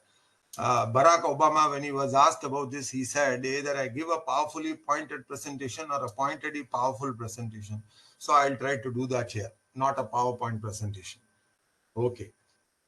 First, the moment we talk about insurance, actually Consumer Protection Act is as if it was invented or innovated or introduced for the purpose of dealing with insurance claims. I remember those days when Justice S.A. Kadar, who was the first of the judges who sat as the president of the State Consumer Commission in Mylapore when it was there, and a couple of other members, Dr. Ramani Maduranayagam and Mr. R.N. Manikam, who was a former IPS officer. I will not forget that bench because it was one of the most proactive benches. அவ 3 பேரும் சேர்ந்து தான் அந்த consumer protection ஆக்டுக்கு ஒரு பல்லையே கொடுத்தா. Without their contribution, there was no teeth to that jurisdiction at all. They put the fear of God into that jurisdiction primarily because they were able to dispose of cases. See, when it was started early, ரொம்ப pendency la kadayadu. That's how people think. But it was not so. Pendency started even as they began their functioning of that. But Justice Kadar was one of the most brilliant judges you can ever have. அதாவது அவருக்கு நம்ம 3 நிமிஷத்துல நம்ம சொல்ல முடியும்னா அவர் 2 நிமிஷத்துல அதை புரிஞ்சுருவார். He was absolutely brilliant and disposal manian. He was almost maniacal about disposal. One of my I mean, நான் இப்போ அவ்வளோலாம் கன்சியூமர் கோர்ட்டுக்குலாம் போய் பிராக்டிஸ் பண்றது இல்ல. But my experience was the consumers lost confidence in the consumer courts because of the lack of disposal of the claims. அதுக்கு பல காரணங்களை சொல்லலாம். ஒன்னு, கன்சியூமர் கோர்ட்டுக்கு president or members were not appointed in time. The filings were too many. The advocates were taking too many adjournments. இதுக்குன்னு ஒரு பார் இல்லாம அங்கேருந்து வந்துட்டு இருந்தோம். Every time I am busy in high court, I'll send my raws to junior and plead with the judge to take an adjournment. All this was happening. And you can add many more reasons for that. And there was, but அந்த காலத்துல when Justice Kadar started sometime in 1989, appeal file பண்ணா 30 days notice ஓட the appeal will come up before the court. And the appeal 30th day when the matter is posted, the advocate would not be allowed to take an adjournment. He'll be told this 30 days time was given not for you to come and file wakalat and say counter written statement and all that. Argue, come on, argue. And some of us who were ready with the arguments, he was a divine. He was really God who was sent to make a meaning of the Consumer Protection Act. The insurance, I'll give you one simple example to start with how brilliantly Kadar could handle all these cases. I still remember that. இது வந்து ஒரு பெரிய marine claim. இங்க சென்னை போர்ட்ல இருந்து ஸ்ரீலங்காக்கு the consignment was originally sent. அங்கேருந்து it was sent to நெதர்லாண்ட்ஸுக்கு போச்சு, ராட்டர்டாமுக்கு. From there it went to Africa, somewhere in Botswana. It was delivered in that. See, the case filed by the consumer was, நான் இங்கேருந்து 7 சாமான் அமிச்சேன். அந்த 7 சாமான் போய் சேர்றச்சு 6 சாமான் தான் போய் சேர்ந்தது. ஒரு சாமான் was not delivered. So there was a case of deficiency in service, namely short delivery of the consignment. இந்த மேட்டர் வந்து கோர்ட்ல போட்டிருந்தப்போ எங்க சைட்ல my senior S. Sampathkumar was there and I was assisting him. எதிர் சைட்ல இப்போ அரியாமா சுந்தரம்னு ஒரு சுப்ரீம் கோர்ட்ல அட்வொகேட் இருக்கார், senior advocate. He was appearing for the shipping company and he was defending that proceeding. உள்ள வரார், Kadar is coming with the 2 members to come and sit on the table. அவர் உள்ள வரச்சேவே அந்த டேபிள் மேல பாக்குறாரு, அத்தனை புத்தகம் அடுக்கி வச்சிருக்கு. Immediately he asks, who is the guilty party? Who is responsible for bringing all these authorities and trying to threaten the bench into submission and all that? Then Sundaram said, Milord, I have only kept all those bundles. I have meaning, I have reason to support my case with all these authorities. Please allow me the benefit. Okandona Kadar sonar. First thing I am telling you, Consumer Protection Act is summary in nature. Only based on affidavits and documents, basically we decide. Maybe in medical negligence cases, we will have evidence. Number 2, the purpose of this legislation is to expedite the remedy that is available to a consumer. India la perusa neenga Ralph Nader America la sonna mari consumer is the king ella pesikalam, but consumer is never the king. Insurance company portha varaikum Kadar used to say that when they wanted premium they will come and lick, when you made a claim they will kick. In a மாதிரி ரொம்ப ஜோவியலா எடுத்துன்னு போய் கோர்ட்டை he used to simplify the entire procedure. So he asked Sundaram, what is it you are trying to demonstrate here? He said, the whole case depends upon an interpretation of the Carriage of Goods by Roads Act 1930, Hague-Visby rules, and they were amended in Hamburg sometime in 89, and the UN Charter with regard to the marine adventure, international accords that are in place. Idella I will try to explain. Then Kadar chirika ஆரம்பிச்சிட்டார். Chirichutu, he said, I am not before the High Court. I am not here going into the legality of all these provisions, the subtle and nuanced differences that are existing between the provisions. I am not here to sort out. A consumer has come and complained to me. He sent some, I have gone through the papers. As complained, he sent some goods from Chennai to Botswana. There was one removal of the goods and it was repacked in Sri Lanka port, Colombo. Then again in Rotterdam in Netherlands, it was removed and then repacked and sent to Botswana. That is the crux of the case. Here Saman agreed, both parties, yes, agreed. And the ஏழு சாமான்ல 6 தான் போய் சேர்ந்திருக்கு. Agreed, yes. Now he turned to my senior Sambat Kumar and Sambat Kumar was asked to argue the case. He got up and Sambat Kumar said, your lordship has already argued the case on my behalf. I have nothing more to argue. For the sin of having given 7 goods, I got only 6 goods. I want compensation for 1 good. It is deficiency in service. I am entitled to compensation. Abdin Soliti, he said, he turned around, looked at the piece of paper he had in his hand. He said, this is the first manifest. First manifest is Chennai Port to Colombo. That is one manifest which contains 7 items. Agreed? All the parties were agreed. 7 items were mentioned in that manifest.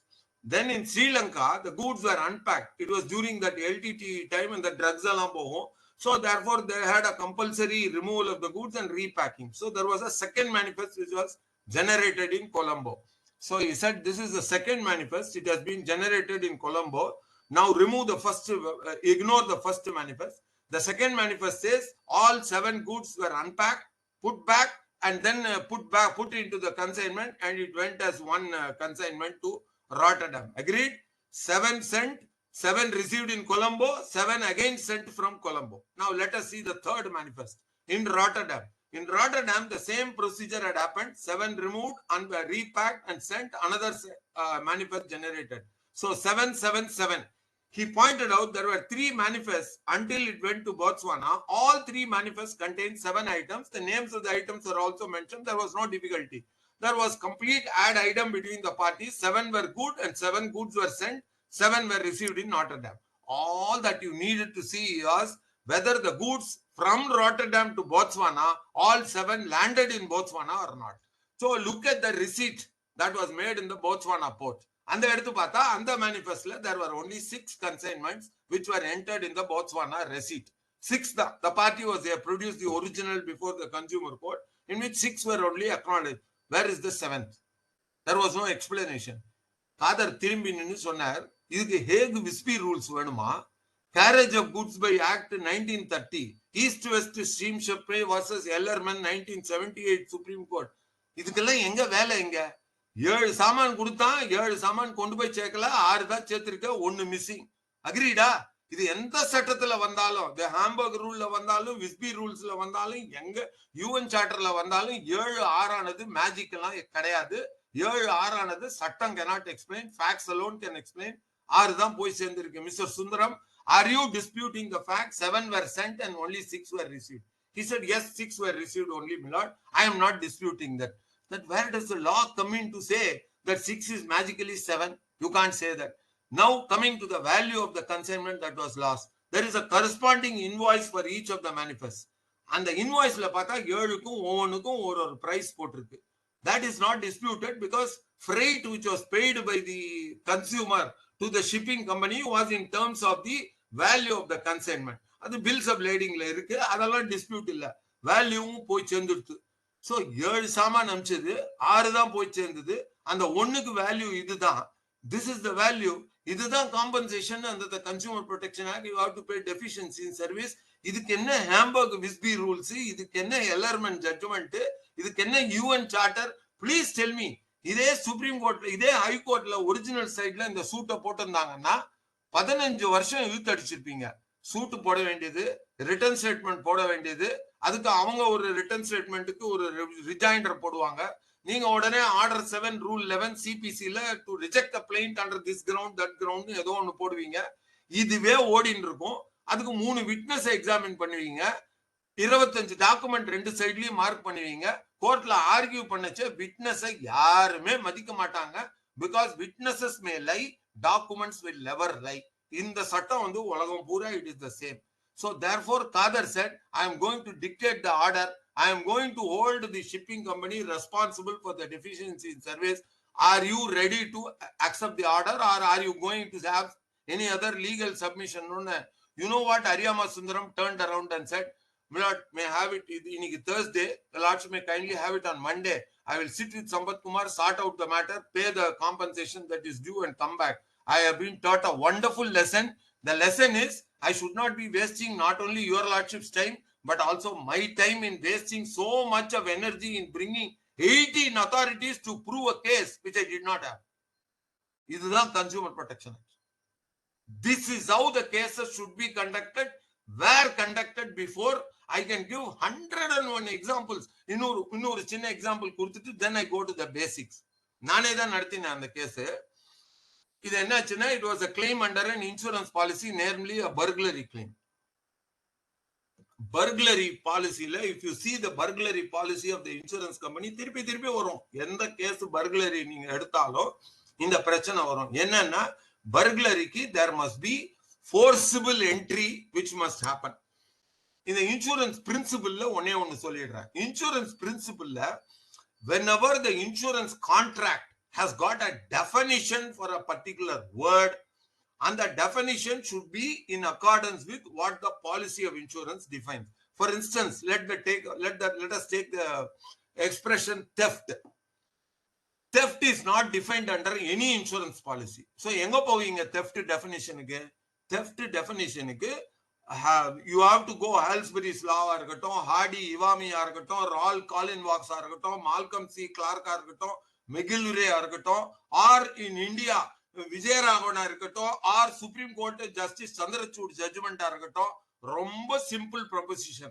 If the word or expression or the phrase is not defined on the contract of insurance, if it is a word of art or science or law, then the court should ideally look for understanding, expression, meaning to expressions which are otherwise available in analogous statutes or any other authoritative source. If a theft in theft in India la enga irukku definition IPC la irukku. Indian Penal Code la section 378 3 IPC la theft ku definition irukku. So the policy does not give the definition of the expression theft. Please look into IPC for that definition. எனக்கு மறக்கிறதுக்கு முன்னாடி அதே கான்டெக்ஸ்ட்ல இதையும் சொல்லிடுறேன். All of you may have seen this small advertisement that comes on televisionல. அந்த காலத்துல வந்தது. I don't remember. இப்பெல்லாம் டெலிவிஷனே பார்க்கிறது கிடையாது. Nobody is watching. Everybody is watching WhatsApp. Okay. அந்த அட்வர்டைஸ்மெண்ட்ல ஒன்னு வரும், பஜாஜ்னு நினைக்கிறேன். One person will come in a motorcycle. He will suddenly have the urge for a nature's call. அத வண்டி அப்படியே நிறுத்திட்டு, typically in Indian, he will go into the bush to answer the nature's call. அவன் திரும்பி பார்க்கறதுக்குள்ள somebody will take the vehicle and push off. அந்த vehicle அப்படியே திருடின்னு போயிடுவாங்க. Now, when he takes away the vehicle, அவன் கண்ணெதிர்க்க எடுத்துன்னு போயிட்டு இருக்கான். இது theft-ஆ, இது breach of trust-ஆ, இது cheating-ஆ? Cheating-னா 420ல வரும், theft-னா 378ல வரும், breach of trust-னா 436ல வரும். எல்லா இன்சூரன்ஸ் கம்பெனியும் என்ன பண்ணுவாங்கன்னா, theft அப்படின்னு பாலிசியில போட்டதுனால FIR-ல 378 IPC போட்டுருந்தாதான் செட்டில் பண்ணுவாங்க. 378 இல்லாத 436லயோ 420லயோ போட்டுட்டா, ஐயா this is not an insured peril under the policy, இது theft-ல வராது. Ridiculous argument. What is essential to theft is not defined under the policy of insurance. So what you have to see is whether the ingredients or the parameters necessary to hold that it was a theft is made out or not. அது 436 breach of trust ஆ இருக்கட்டும், cheating 420 ஆ இருக்கட்டும், அதுல element of theft இருக்கான்னு பார்க்கணும். Element of theft இருந்ததுன்னா police எந்த ப்ரொவிஷன்ல ஐபிசில register பண்றான்றது it is irrelevant to decide whether the claim is payable or not. So therefore in the theft definitionல வந்துடுது அப்படின்னா it does not matter, the claim will be admissible, claim will be payable no matter whether it was registered in the FIR. First of all, நீங்க அந்த theft அதெல்லாம் பாத்தீங்கன்னா பாலிசில there will be no clause which says that there must be an FIR and it should be followed by a final report. இப்பெல்லாம் நான் பார்க்கிறேன் insurance கம்பெனிலாம் FIR matralla. They want an arrest provision. They want the vehicle being seized and available in or the vehicle not seized and the police magajar, or they want the final report. Final report irundha kuda non-detectable certificate irundha kuda pattade. They want the final report to have been filed before the magistrate court and a conclusive document, which is all this is ridiculous. What is essential? What is the purpose of insurance? The purpose of insurance, the paramount intention is to protect and provide relief to the insured at the time of occurrence of loss. This is the primary purpose of insurance. What do we have? Ubari me fide, tirpi ellarkum and the expression theriyum, but whether they understand it fully or not is a moot point. Ubari me fide, utmost good faith. Now, utmost good faith na insurance company la enna solluvaanga? Utmost good faith na உனக்கு தெரிஞ்ச அத்தனை சமாச்சாரத்தையும் you should disclose at the time of taking the insurance.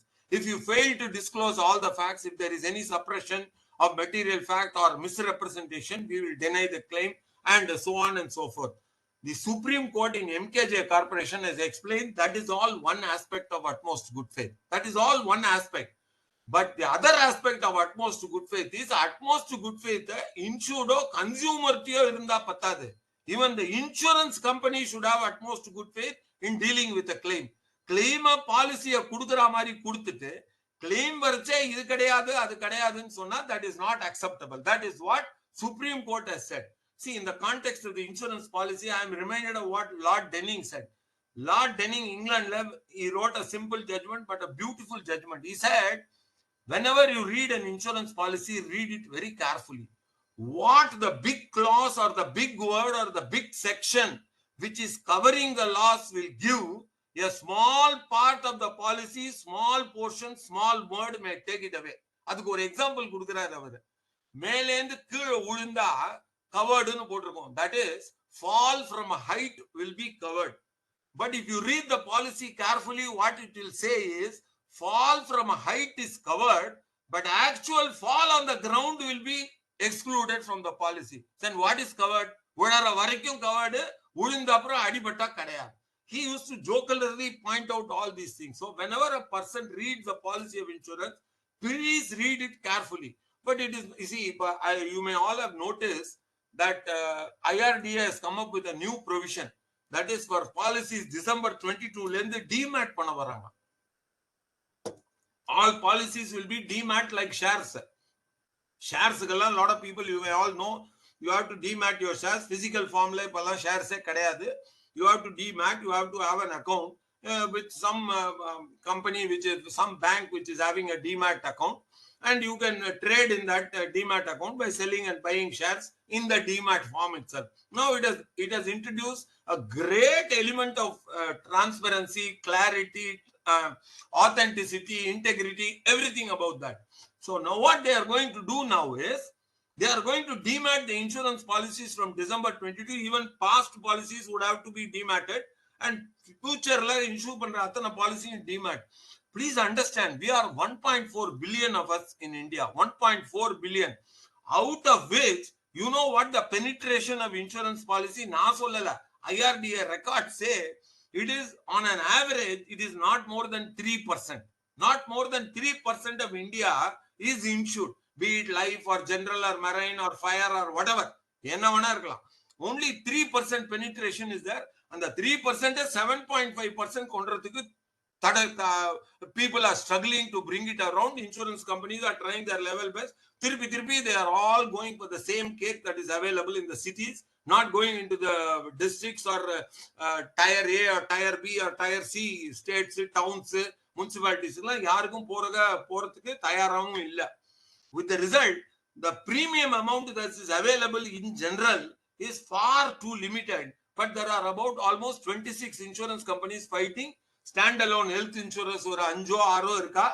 So with all this, the cake that is available to be shared between the persons is too small. And one thing you please understand very clearly, no insurance company in the world, at the Tata AG irkala, Liberty Mutual irkala, or any other insurance, Prudential Insurance irkala, yarvana irkala, nobody in the world as an insurance company makes a profit from underwriting. What do I mean by that?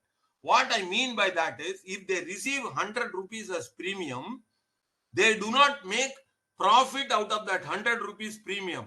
அந்த 100 ரூபாய் பிரீமியம்ல அவ எப்படி profit பண்ணுவான்னா அந்த 100 ரூபாய் எத்தனை நாள் அவளுக்கிட்ட it is retained by them for however length of what is the length of time during which that 100 rupees is there with them. For instance, if they get 100 rupees and it is with them for 3 to 4 years, and the 3 to 4 years la how well they are able to invest and generate the income or interest from that, or in investments or in shares or in government bonds and securities and so on, அதுலேந்து வர generate பண்ற revenue தான் is the actual profit. If you look at Insurance Act 1938, there is a provision which says no insurance company can invest more than 25 or 27%. Even LIC can insert only 25% out of that. அதுவும் government securities bondsல தான் பண்ணணும். Now there is a lot of relaxation, 15% stock marketல பண்றதுக்கு கொடுத்திருக்கா. That is where they generate the money. Why do I say all these things? ஒரு பெரிய mistake that has happened. You see, you all know Consumer Protection Act came in 1986. Okay, it came 1986. இப்போ 2019 22/7/2020 new act வந்துருச்சு. But insurance அப்படின்னு சொன்னாலே what is the one element that comes to the mind of an ordinary common common citizen who is going on the road? Insurance சொன்னா ஒன்னு life insurance, LIC ஞாபகம் வரலாம், இன்னொன்னு motor insurance. The rest of the insurances are all beyond the ken. Only companies and commercial establishments may be aware of that. And the context la one important distinction I will bring to the notice of each consumer and consumer forum members also, who can carry this message to their family and friends. Most important distinction, please understand, under the Insurance Act la 64VB அப்படினு ஒரு provision திருப்பி insurance company இதே தான் முன்னாடி வச்சு அவளோட defence பண்ணுவா. 64VB of Insurance Act 1938. What does it say? It says no insurer can issue a policy of insurance without receiving premium in advance. That is, the contract of insurance கொடுக்கிறதுக்கு முன்னாடி insurance company oda kittyliyo accountliyo depositliyo kailiyo in whatever form they should have the premium in advance. Only see, Sale of Goods Act 1930 la if you look at that, பணத்தை சைக்கிள்ல நான் உங்ககிட்ட வாங்குறேன், காரை வாங்குறேன், ஸ்கூட்டரை வாங்குறேன்னா I need not give you the money, you need not deliver the vehicle. ரெண்டும் நடந்திருக்க வேண்டாம். Phoneல we can conclude the sale under sections 18 and 19 of the Sale of Goods Act. There can be sale which has been implemented by the two of us without payment of money, without delivery. But all this is not possible in the context of insurance contract. எல்லா contract மாதிரியும் insurance contract கிடையாது. The first distinction, please understand. The second and most important distinction, insurance companies IRDA has got an agency. எல்லாரும் agents வச்சிருக்கான். They can all be agent of one life insurer and one general insurer. They can be agents of these companies. All the companies have got agents or training la pora. There is an agency code and all that. Who are these agents? Agents ki name insurance agent. Agreed? They are all insurance agent. Okay.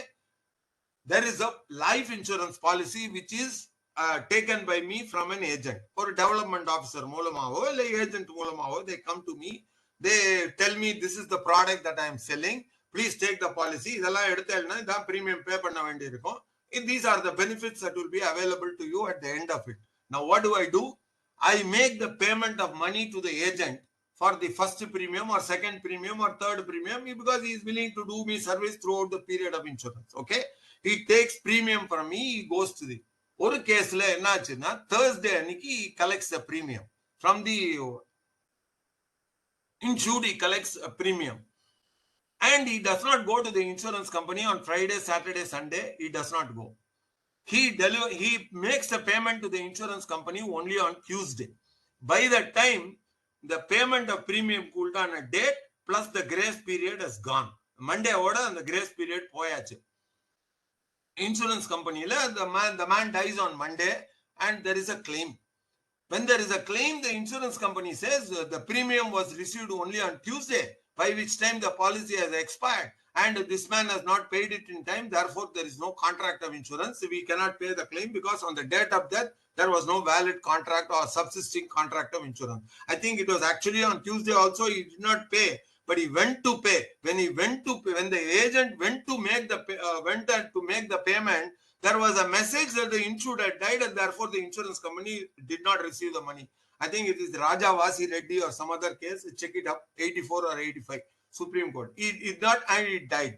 So the insurance company said there is no contract of insurance with us, and in the consumer goes and says, Mister, your agent came to my house. He is your agent. He showed your identity. He only took the policy. He only introduced me to the insurance. He took the money from me on your behalf as your agent. Then where is the question of the principle? Therefore, the insurance company saying, I have not received the money. According to me, the payment of premium was completed on Thursday itself when I made the payment in my house to the agent, which is admitted by him. Whether he paid the money on Monday or did not pay the money on Tuesday is irrelevant for the fact of holding that the contract of insurance. You know what LIC pointed out? I think it came in the Harsha, HARSHA, or cost LIC regulations, LIC regulations are statutory in nature. LIC regulations clearly prohibit any agent from collecting premium for on behalf of the insurance company. Everybody assumes that the agent of the life insurance company is an agent of the insurance company, and therefore he can receive premium on behalf of the insurance company. The receipt of premium by the insurance company would bind the insurance company. These are all logical assumptions we have made. But the LIC regulations do not clearly prohibit any agent from receiving premium. LIC premium, LIC ki neenga LIC la poi kaasa kattina thaan illa unga agent neenga kudutha panatha kondu poi olunga LIC la kattina thaan the contract is complete. Illena LIC can deny the claim. Now you will ask me a simple question. Seri sir, LIC Solitel, LIC is a state operative, LIC is a PSU insurer. Therefore, LIC regulations are statutory and therefore they are binding. And therefore, LIC can always say their agent should not have received the money. What about private life insurance companies, HDFE Life, Max Life, Bupa, there are so many other ICICI Life and so many Tata AIG Life Insurance and so on and so forth. These are all private insurance companies, life insurance companies. Now, how do they enforce such a clause that their agent cannot receive the money? They enforce it by virtue of a clause in the contract of insurance. எத்தனை பேருக்கு பொறுமை இருக்கு அந்த 21 பக்கம் insurance பாலிசியை எடுத்து படிச்சு இந்த கிளாஸை புரிஞ்சுக்கிறதுக்கு? That the agent of the life insurance company has been prohibited, is barred from receiving the premium for and behalf of the agent.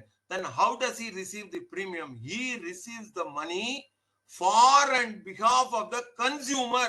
உங்களோட ஏஜென்ட்டா தான் அவன் காசை வாங்கிக்கிறான். So உங்க ஏஜென்ட் ஃபெயில் ஆனா who is responsible for the loss? You and I as consumer. So please understand this distinction. Life insurance policy இருக்கச்சே எந்த agent உங்க மாவனோ மச்சானோ யாரா இருந்தாலும் please don't give it to the agent, or please ensure that the agent paid the money in time, or you paid it online or whatever manner, or the agent paid the money and brought back the receipt to you and you ensured the payment was made in time, not after the grace period is gone or not. This is one distinction. I'll give you one more slightly nuanced and subtle இதிலேயே ஒரு சின்ன distinction draw பண்றேன். நீங்க என்ன பண்றீங்க? உங்க LIC agent கிட்ட cash கொடுக்குறீங்க பிரீமியத்துக்கு. And these are all cases which are reported in all the journals. You can go and check it. I mean, இதெல்லாம் basic principles. இது ஒன்றும் பெரிய citation கூட தேவையில்ல. You give cash to your agent. What your agent does is, instead of paying the cash to the LIC, அவனுக்கு normally insurance companies will not receive third party checks. அது போட்டிருப்பா அந்த rules regulations எல்லாத்துலயுமே போட்டிருப்பா. ஆனால் but they always receive their third party checks when it is convenient for them. இந்த premium நாளைக்கு வராத போயிட போறதே காம்படிஷன்லன்னு சொல்லிட்டு வாங்கிப்பா. It depends upon the person who is giving the third party check. Our agent is known to them. And the agent என்ன பண்றான், அந்த கேஷை வந்து வாங்கி பாக்கெட்ல போட்டு he uses it for himself. Then he goes on a Monday or Tuesday or in time he goes and gives his check to the insurance company. And the check bounce ஆயிடுறது. And the agent கொடுத்த check bounce ஆயிடுறது. Now who will be the loser? Consumer will be the loser. Because the agent is not the agent of the insurance company. நீங்க cash கொடுத்திருக்கலாம். அவன் கொண்டு போய் அவனோட செக்க கொடுத்திருக்கலாம். அந்த check bounce ஆயிருக்கலாம். But அந்த bounce ஆனது will பாதிக்கப்படுறது நீங்க தான்.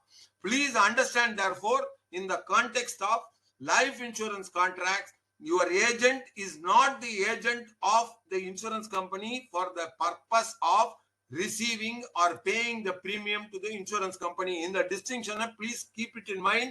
It will be a very, very serious and important issue when a claim comes. Appada idoda artham ellam puriyum. One. Now coming to general insurance, life marandurungo, come to general insurance, namely fire insurance or marine insurance or motor insurance or nariya irukku adula variants, industrial all risk insurance, contractors all risk, so on. Adalla elladukku principle is the same. Now come to the question of general insurance, not life insurance. Now in the context of general insurance, 64 VB Insurance Act enables the agent to collect the premium on behalf of the insurer. Satta pragaram, the agent of the insurance company who is a general insurance agent can collect premium on behalf of the insurance company who he represents. Unlike in life insurance, bar kadeyad. He collects. In fact, there is a clause in 64 VB which also says and the premium collect பண்ணிட்டு 24 மணி நேரத்துல he has to send it to the insurance company. ஒரு pant வெளியில வாங்கினா கூட weekend நடுவுல வந்தாலும் somehow he has to go and அத கொண்டு போய் இன்சூரன்ஸ் கம்பெனில சேர்த்துடணும். Supposing he fails. Supposing he fails. I will not waste time. ரெண்டையும் சேர்த்தே சொல்லிடுறேன். Supposing the agent receives the premium, fails to go and pay to the insurance company in time, or the agent takes cash from you and issues his check which the insurance company accepts and it is dishonored. In both cases, the insurance company in a general insurance contract will be liable for the act of their agent. The insurance company cannot say and the agent கிட்ட நீ துட்ட கொடுத்தது it is not receipt made by a principal and therefore it is not binding on me னு சொல்லக்கூடாது. I'll give you one simple illustration. It is again a famous case reported in Madras High Court. Justice A.S. Venkatachalamurthy panna case. It's a very famous case. Unnamalila or public sector insurance company.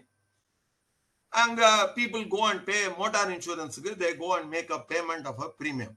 Pay panna check counter la the insurance company officer. And the officer வந்து காத்தால 8 மணிக்கு அவர்தான் வந்து கதவை தரப்பார் 8 மணிக்கு. He used to work till 8 o'clock. One of the most sincere, dedicated, honest, integritous, hard-working gentleman who was working his soul, heart and soul for the purpose of the insurance company and all the consumers. Okay.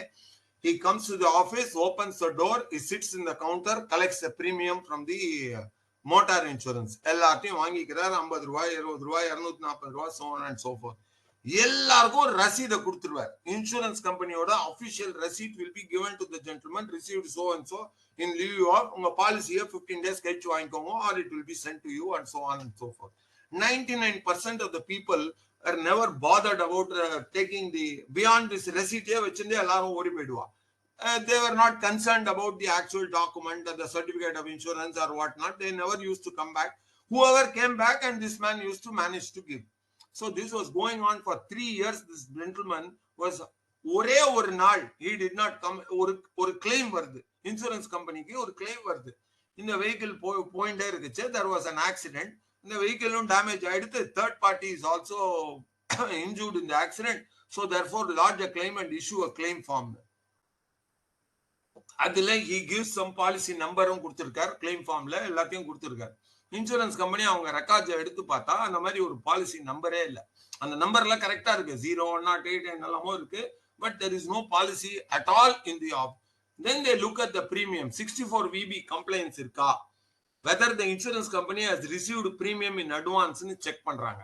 Check பண்ணா பிரீமியமும் இல்ல.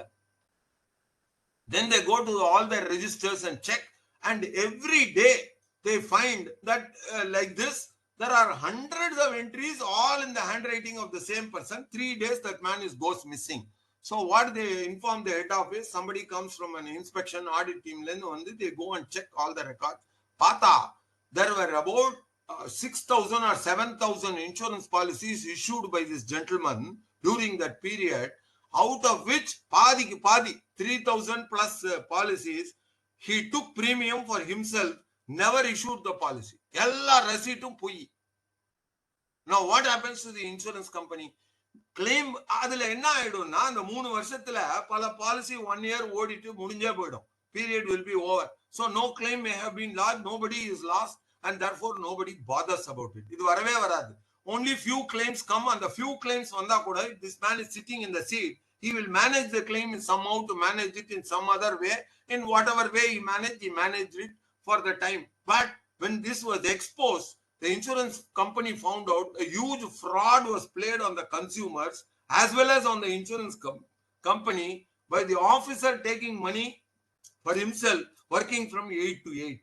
Now, can the consumer enforce such a contract of insurance against the public sector insurance company? Of course, they can enforce the contract of insurance. Idhula oru claim vandhudu. Oru claim, third party claim vandona, insurance company took a stand. A fraud was played. There was no valid contract of insurance. No premium was received. Section 64 VB of the Insurance Act was violated. No premium was received. Therefore, there was no contract. There was no consideration paid for the contract. As per sections 38 and 39 of the Contract Act 1872, there is no valid contract of enforceable against the insurance company. Therefore, a fraud having been played in his personal capacity individually by the employee, the insurance company cannot be made liable. The court said, go and put it in the dustbin. Your argument is stupid. Even the fraud committed by an agent is binding on the principle. Idan law. If it is part and parcel of the work that he was doing in the office, this gentleman cannot walk away. You cannot walk away as principle by saying he was doing it in his individual capacity. He was committing a fraud. You are. The remedy for the insurance company in this case, Justice A.S. Venkatachalmurthy and another brother judge wrote, the remedy for the insurance company is to pay the compensation to the consumer, either for the vehicle damage he has suffered in the accident, or indemnify him for the compensation that he may be liable to pay to the third party, and then recover this money from the employee who is committed the fraud, not from the owner. From the employee who is guilty of the fraud. This gentleman was arrested, CBI, and then ultimately he died. I don't know what happened. So this subtle, rombo important distinction, please understand, between a contract of insurance, which is a life insurance contract, a contract of insurance, which is a general insurance contract. The agent in a life insurance contract is not the agent of an insurance company in respect of receiving the premium and paying it to the life insurer. But in respect of general insurance contract, the agent is the agent of the insurance company because rules, regulations, and statute permit the insurance company, permit the agent to collect the insurance premium and remit it to the insurance company. If the agent fails in the course of his employment, such mistake or misdemeanor or misconduct or act or failure or negligence or fraud, whatever you may call, by the agent will bind the principal, namely the insurance company. The consumer is safe. No dispute on that. But sila case la enna arudhuna consumer court liye I had occasion to deal with it. The agent happens to be in the insurance company. Then he leaves the insurance company, is no longer an employee. He is dismissed from service from some fraud or whatever. He is not an employee of the insurance company. But he retains some stationery from his past employment from the insurance company with regard to receipt or certificate of insurance or a policy copy or whatever, proposal or whatever. Adalla. Or he prints them outside the agency, he prints them. Then he cheats a consumer and sells a policy of insurance as if he is representing the insurance company. Can the consumer claim against the insurance company? Cannot, because he is not employed. He is not an agent of the insurance company. Now the consumer can say என்கிட்ட அவர் ஏஜென்ட்டா இருந்தார் போன வாரம் வரைக்கும், இன்னைக்கு our agent இல்லைன்னா எனக்கு எப்படி தெரியும்னா? You cannot, the insurance company cannot proclaim to the world, these are all our agents and he has left my service, and therefore there is no compulsion on the insurance company. So long as he is under the disciplinary control of the insurance company as an agent, you can bind the insurance company. I don't know how many of you may have seen the recent report. The website la nariya insurance policies irukku. I am warning more the consumer community. I am more concerned about them. The website la irukku insurance policy la vikkiradhu. Adla enna pandranga, there are, see, this has happened somewhere in Uttar Pradesh and Jharkhand. You can imagine the kind of literally levels of those people. The vandi la owners, chinna vandi they may be having, the tempo traveler or any other, the Tata Ace, Yana Vandi and so on and so forth. All these are permit owner come driver. He will have, that will be the source of his income. He will have. So insurance எடுக்கிறது அவனுக்கு ஒரு பெரிய ஒரு கஷ்டமான சமாச்சாரம். It is something every year he has to make a huge capital investment மாதிரி அது. So basically அவங்க என்ன பண்ணுவாங்க, vehicle damage கவரே பண்ண மாட்டாங்க, third party insurance ஒண்டி எடுத்துட்டு போயிடுவாங்க. அந்த பணம் கூட, அந்த பாலிசி கூட எப்ப எடுப்பான்னா, when the RC is due for renewal or FC fitness certificate renew பண்ணனும்னு வரச்சே, he will come to the RTO office. RTO will say நாங்க fitness yo RCO we won't renew unless you provide the policy of insurance. These are all conditions which are part of the rules and regulations. He has to have a policy of insurance. அப்பதான் registration பண்ண முடியும், FC will be given. So therefore he will be compelled to insurance. Insurance இல்லாதையே ஓட்ட தயாரா இருப்பான். Please understand, as per record in the Gujarat High Court, 1/3 of the 16 crore vehicles in India are unregistered. 1/3 of 16 crore vehicles registered in India are uninsured. These are all facts we must come to know about it. So on the website la insurance எடுக்கிறதுக்கு இவர் என்ன பண்றாரு, RTO office போறாரு. RTO office la there will be a lot of agents, we may call them touts, brokers or whatever you may call them. They will be allowed. அங்க போய் கேக்குறான், என் வண்டியை FC எடுக்கிறதுக்கு இன்சூரன்ஸ் எடுத்தாகணும்ன்றான், என்கிட்ட இவ்வளவுதான் பைசா இருக்கு, how do I manage to take an insurance? You know, the agent will say, coolly the agent will say, don't bother, I will get you the vandi number என்ன, TN23Y6465 ஏதோ ஒரு நம்பரை சொல்லுவான். He will put the number, then he will put his name, then against the column உங்ககிட்ட எத்தனை premium கொடுக்க முடியும்னு கேட்பான். அவன் சொல்லுவான், என்கிட்ட மேக்சிமம் என்னால 500 ரூபாய் கொடுக்க முடியும். 500 கூட நீ தரவாண்டா, 400 கொடுத்தா போறோம், நான் உனக்கு 240க்கே ஒரு பாலிசி தரேன், மிச்சம் 160 ரூபாய் எனக்கு அதை ஹெல்ப் பண்றதுக்கு கமிஷன் ஆர் ஃபீஸா நீ கொடுத்துடணும், தாராளமா கொடுக்குறேன்னு 400 ரூபாய் கொடுத்துருவான். 240 ரூபாய்க்கு ஒரு தேர்ட் பார்ட்டி இன்சூரன்ஸ் புக் பண்ணிடுவான். அந்த வண்டியோட டிஸ்கிரிப்ஷன் இடத்துல என்ன போட்டுடுவான்னா, இத லாரின்னு போட மாட்டான், வேன்னு போட மாட்டான், he will say டூ வீலர்னு போட்டுருவான். அந்த வண்டி நம்பர் இருக்கும், ஆர்சி நம்பர் இருக்கும், பேர் இருக்கும், பிரீமியம் 240 ரூபாய் கரெக்டா இருக்கும், டூ வீலர்னு போட்டுருவான். டூ வீலருக்கு 240 ரூபாய் தான் இருந்திருக்கும். சோ பிரீமியத்தை கரெக்டா வாங்கிடுவான். இது இன்சூரன்ஸ் கம்பெனிக்கும் டெய்லி 100 240 வந்தா தட் இஸ் பிக் மணி, வாங்கி பாக்கெட்ல போட்டுப்பாங்க. If there is no claim at all, nobody is going to bother. But claim in varache, இப்போ when you go and check whether there is a claim, அப்ப என்ன ஆகும்னா, அந்த வாகன்ல இப்போ அந்த நான் சுப்ரீம் கோர்ட்ல அமிகஸா ஒரு மேட்டர் பண்ணியிருக்கேன். அதுல there is a link that has been provided between all these platforms by the Ministry of Road Transport. Nitin Gadkari has taken great interest and all these platforms are now converging and there is a mobile app possible. So நீங்க பாலிசியை எடுக்க போறச்சே, இவன் two வீலர்னு போட்டான்னா அது வாகன்ல, if it is already registered as a van or a lorry, in the insurance should not be uploaded at all.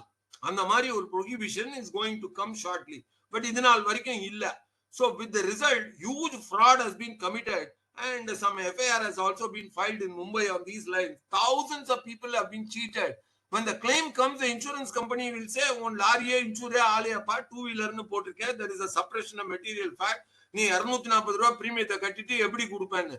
But if the insurance company has an agreement with the website and the website is running as an agent of the or an aggregator னு சொல்லுவா, web aggregator னு அந்த concept IRDA, அது பிரகாரம் if he is functioning, even if the description of the vehicle is wrong, the consumer can enforce the contract of insurance because the fraud committed by the agent is a fraud which shall be binding on the insurance company as a principle. Please understand all these distinctions before that.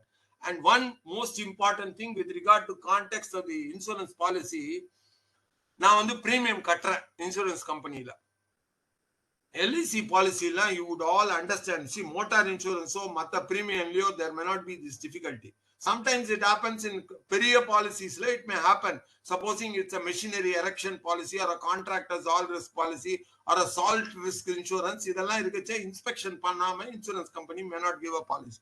So this may happen, but generally this will happen in life insurance. The agent comes to you, you fill up all the form. And the form fill pannache 99.99%, including myself, agent da fill பண்ணுவோம். We neither have the time, inclination or interest. We don't know what the answer for each question should be. எதுவுமே தெரியாது. அவன் ஏஜென்ட்டே விட்டுடுவோம். All this he will sign. When he signs and we simply give the premium, he takes it to the insurance company. Number one, when he issues the policy of insurance, இப்பெல்லாம் ஒரு 15 days look-in period னு ஒன்னு இருக்கு. And the look-in period la, we are supposed to look at the policy and see if the policy is in accord with the proposal we have given to the insurance company. If it is not, we can go back and protest or even cancel the policy and get back the entire premium. அப்படி இல்ல அந்த look-in period மாறி தாண்டி போயிடுச்சுன்னா the contract will be binding on us. Now a claim comes. When a claim comes, you make a claim thinking that this is the policy that has been given. Then the insurance company will confront and say, please look at the proposal you have given. These are the things. Then you say, the proposal is filled up by the agent. எனக்கு தமிழே தெரியும், எனக்கு தமிழ் ஒண்டி தான் தெரியும், English Hindi எதுவுமே தெரியாது, அதுல இருக்கிற கேள்விக்கு அர்த்தம் கூட தெரியாது, and all that. எதுவுமே செல்லுபடி ஆகாது. Because the proposal will contain a verification at the end of the column which says, I have signed this proposal after due reading of the contents which are made above and fully appreciative and understanding the terms thereof, and they shall be binding on me. If for any reason there are representations which have been made by me are false, I run the risk of forfeiting the policy which I shall abide by. அப்படின்னு நீங்க கையெழுத்து போட்டு கொடுக்குறீங்க. You can say, இந்த verification column கூட எனக்கு தெரியாது, நான் படிக்கல, கையெழுத்து. Once you have signed, end of story. Promissory note la கையெழுத்து போட்டு நான் போடல, துட்டு கொடுத்துட்டேன், all that second appeal la வருது பாருங்க, அதே மாதிரி தான். Once you have signed, end of story. So please understand what is the proposal you are making. What is, see, நிறைய mis-selling of insurance policies take place. Life la particularly. People don't understand what the policy they are taking. They simply believe the agent. Agent comes and misrepresents. Agent may not himself know what the terms of the policy are. But if you go back to the insurance company, they'll say, this is not how the policy works. So please understand all these and some. And the more important aspect in this, I will tell you now. You give the premium to the insurance company, you sign the proposal, you give it to them. Now, the office of the life insurance company which is dealing with the policy may be the branch office with which we may be dealing. The branch office will be controlled by the divisional office. The divisional office will be controlled by the regional office. The regional office will be under the corporate head office. இதெல்லாம் உங்களுக்கு தெரியாது. You may assume you are dealing with a monolith called the insurance company. You have signed the proposal, you have given the money and all that. It takes about 3 weeks for the policy of insurance to be issued. Insurance company la branch manager recommends the policy to the divisional office. Divisional office recommends it to the regional office. Regional office recommends it to the head office. Head office la approval is given, but there is no communication to the consumer that the policy has been accepted, risk has been assumed. There is no communication at all. In the meanwhile, a claim comes. What happens? Life insurance claim, what happens? Supreme Court says, until and unless the insurance company positively communicates the acceptance of the risk and issues a contract of insurance or any document which partakes the character of a policy of insurance, the insurance company will not be liable for the loss. The famous case of LIC versus Raja Vasi Reddy. இதை நினைச்சு பார்க்கறதுக்கே நம்மளுக்கு ஆச்சரியமா இருக்கும். பிரீமியமை கொடுத்தாச்சு, எல்லா ஃபார்மும் fill பண்ணி கொடுத்தாச்சு, அவங்க கேட்ட எல்லா ரெக்கார்டையும் கொடுத்தாச்சு. இன்சூரன்ஸ் கம்பெனியும் இன்டர்னல் ரெக்கார்ட்ல எல்லாத்தையும் அக்செப்ட் பண்ணி நம்ம ப்ரொபோசல்ல ரிஸ்க இன்னும் ஒரு நாள் that gentleman had lived, the policy of insurance may even have been posted. If it was posted, it's a contract, end of story. But insurance company post பண்ணல அதை இன்னும் communicate பண்ணாதனால insurance company could say there is no contract of insurance. And Supreme Court says, yes, the insurance company is right.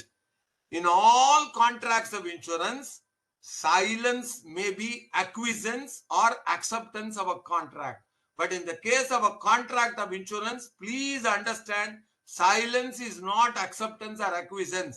Only a positive communication will convert the transaction from an agreement into a concluded contract. இத புரிஞ்சுக்கணும். நிறைய consumer கோர்ட்ல நான் இத போய் பேசியிருக்கேன். people don't accept this. Sir நீங்க என்ன சார் சொல்ற, சின்ன குழந்தை கான்ட்ராக்ட் ஆக்ட்ல துட்டை வாங்கி வச்சுப்பீங்க, உள்ள நீங்க ஃபைல்ல எல்லாத்தையும் வச்சிருப்பீங்க. சப்போஸ் நீங்க 15 நாள் உங்க வீட்டுல யாருக்கோ கல்யாணம்னு சொல்லிட்டு ஓடி போயிட்டீங்க, 15 நாள் கழிச்சு வரீங்க, அதுக்கப்புறம் அனுப்புறீங்க. for all the facts you say the consumer should suffer. Unfortunately, yes, that is the law. So what does the consumer do? Consumer has to follow up with the agent or the insurance company officer and insist and ensure that the policy of insurance is issued to him in a manner he has asked for which he has paid premium. Vigilance is the key. That's what Supreme Court says. Vigilance is the key. Now, in the context la da எனக்கு ரொம்ப கஷ்டமா இருக்கு. இந்த டிமாட்லாம் பண்ணிட்டா என்ன ஆகும்? There is one judgment of the Supreme Court in the context of Oriental Insurance. இப்பெல்லாம் insurance company என்ன பண்றாங்க, to cut down on the cost, அவங்க என்ன பண்றாங்க, பிரீமியத்தை வாங்கிட்டு ரசீதை கொடுத்துட்டோ அதுல ஒரு ஆஸ்ட்ரிக்ஸ் மார்க் போட்டு for all the terms and conditions of the policy please visit our website and download the terms and conditions னு போடுறாங்க. ஒரு ரிக்ஷாக்காரனும் ஒரு ஆட்டோ காரனும் இந்த பிரீமியத்தை வாங்கிட்டு அவன் போய் டவுன்லோட் பண்ணி அந்த பாலிசி டேர்ம்ஸ் எல்லாம் எடுத்துப்பானா?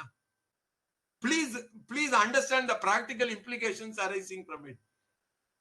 The National Commission said, no, you can't do that. India is basically a socially and educationally backward country. In the major portion of it, people are not so literate.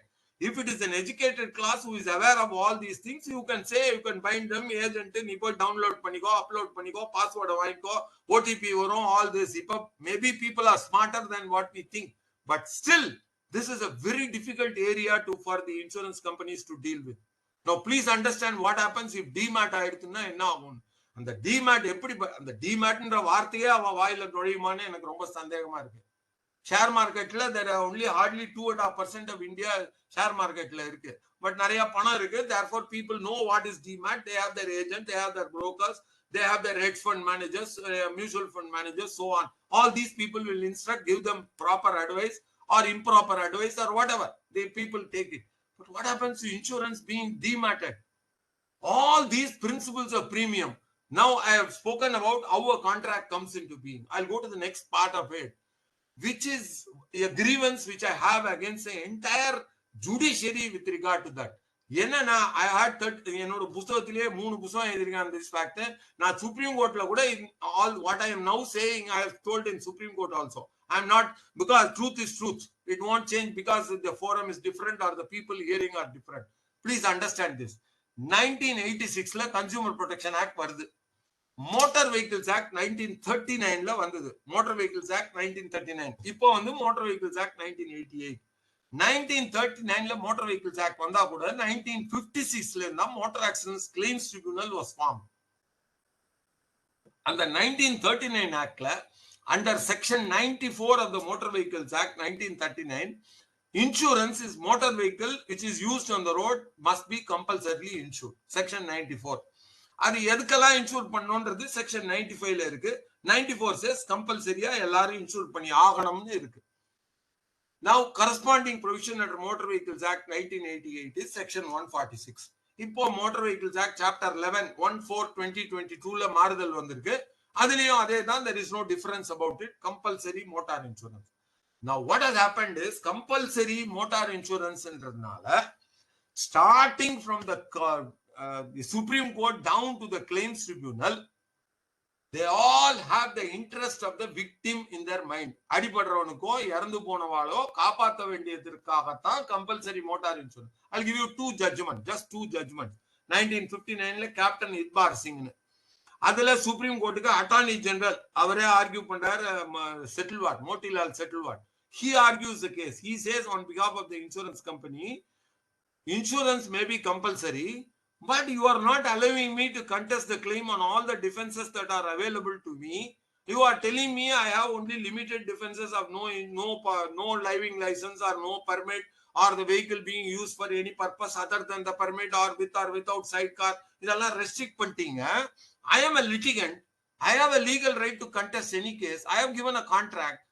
I am entitled to enforce my contract. There are several conditions under the contract of insurance which I should be entitled to enforce before the court of law. So permit me to give you all the defenses. Supreme Court says, sorry. Parliament has mandated insurance under section 94 to be compulsory, not to enable the insurance companies to make premium and run their business on commercial lines. It is made compulsory for the purpose of protecting the interest of the victims on the road. அப்படின்னு Supreme Court 1959 சொல்றாங்க. Then they repeat it in 1987, the famous case of Kokilapan Chandravadan ஒரு case. I will give you the facts of that case, then you will understand how the mind of the Supreme Court works.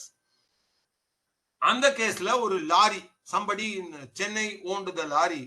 He sent it to Gujarat. அந்த lorry குஜராத்துக்கு போறது. In Gujarat, இந்த சென்னையில இருக்கிற அந்த lorry owner வந்து, he had a driver who had a valid driving license to drive the lorry. He had a valid driving license, no difficulty about it. So he entrusted it to him. குஜராத்ல 3 நாள் கழிச்சு he is driving in Gujarat on a highway. He falls ill. The driver falls ill. What does the driver do? And the journey வந்து இத்தனை நாளைக்குள்ள கொண்டு போய் டிரான்ஸ்போர்ட்டை சேர்த்தாகணும். That is also a compulsion. He is under compulsion, but he is feeling tired. He wants to take some rest so that he can resume, but he doesn't want to lose time.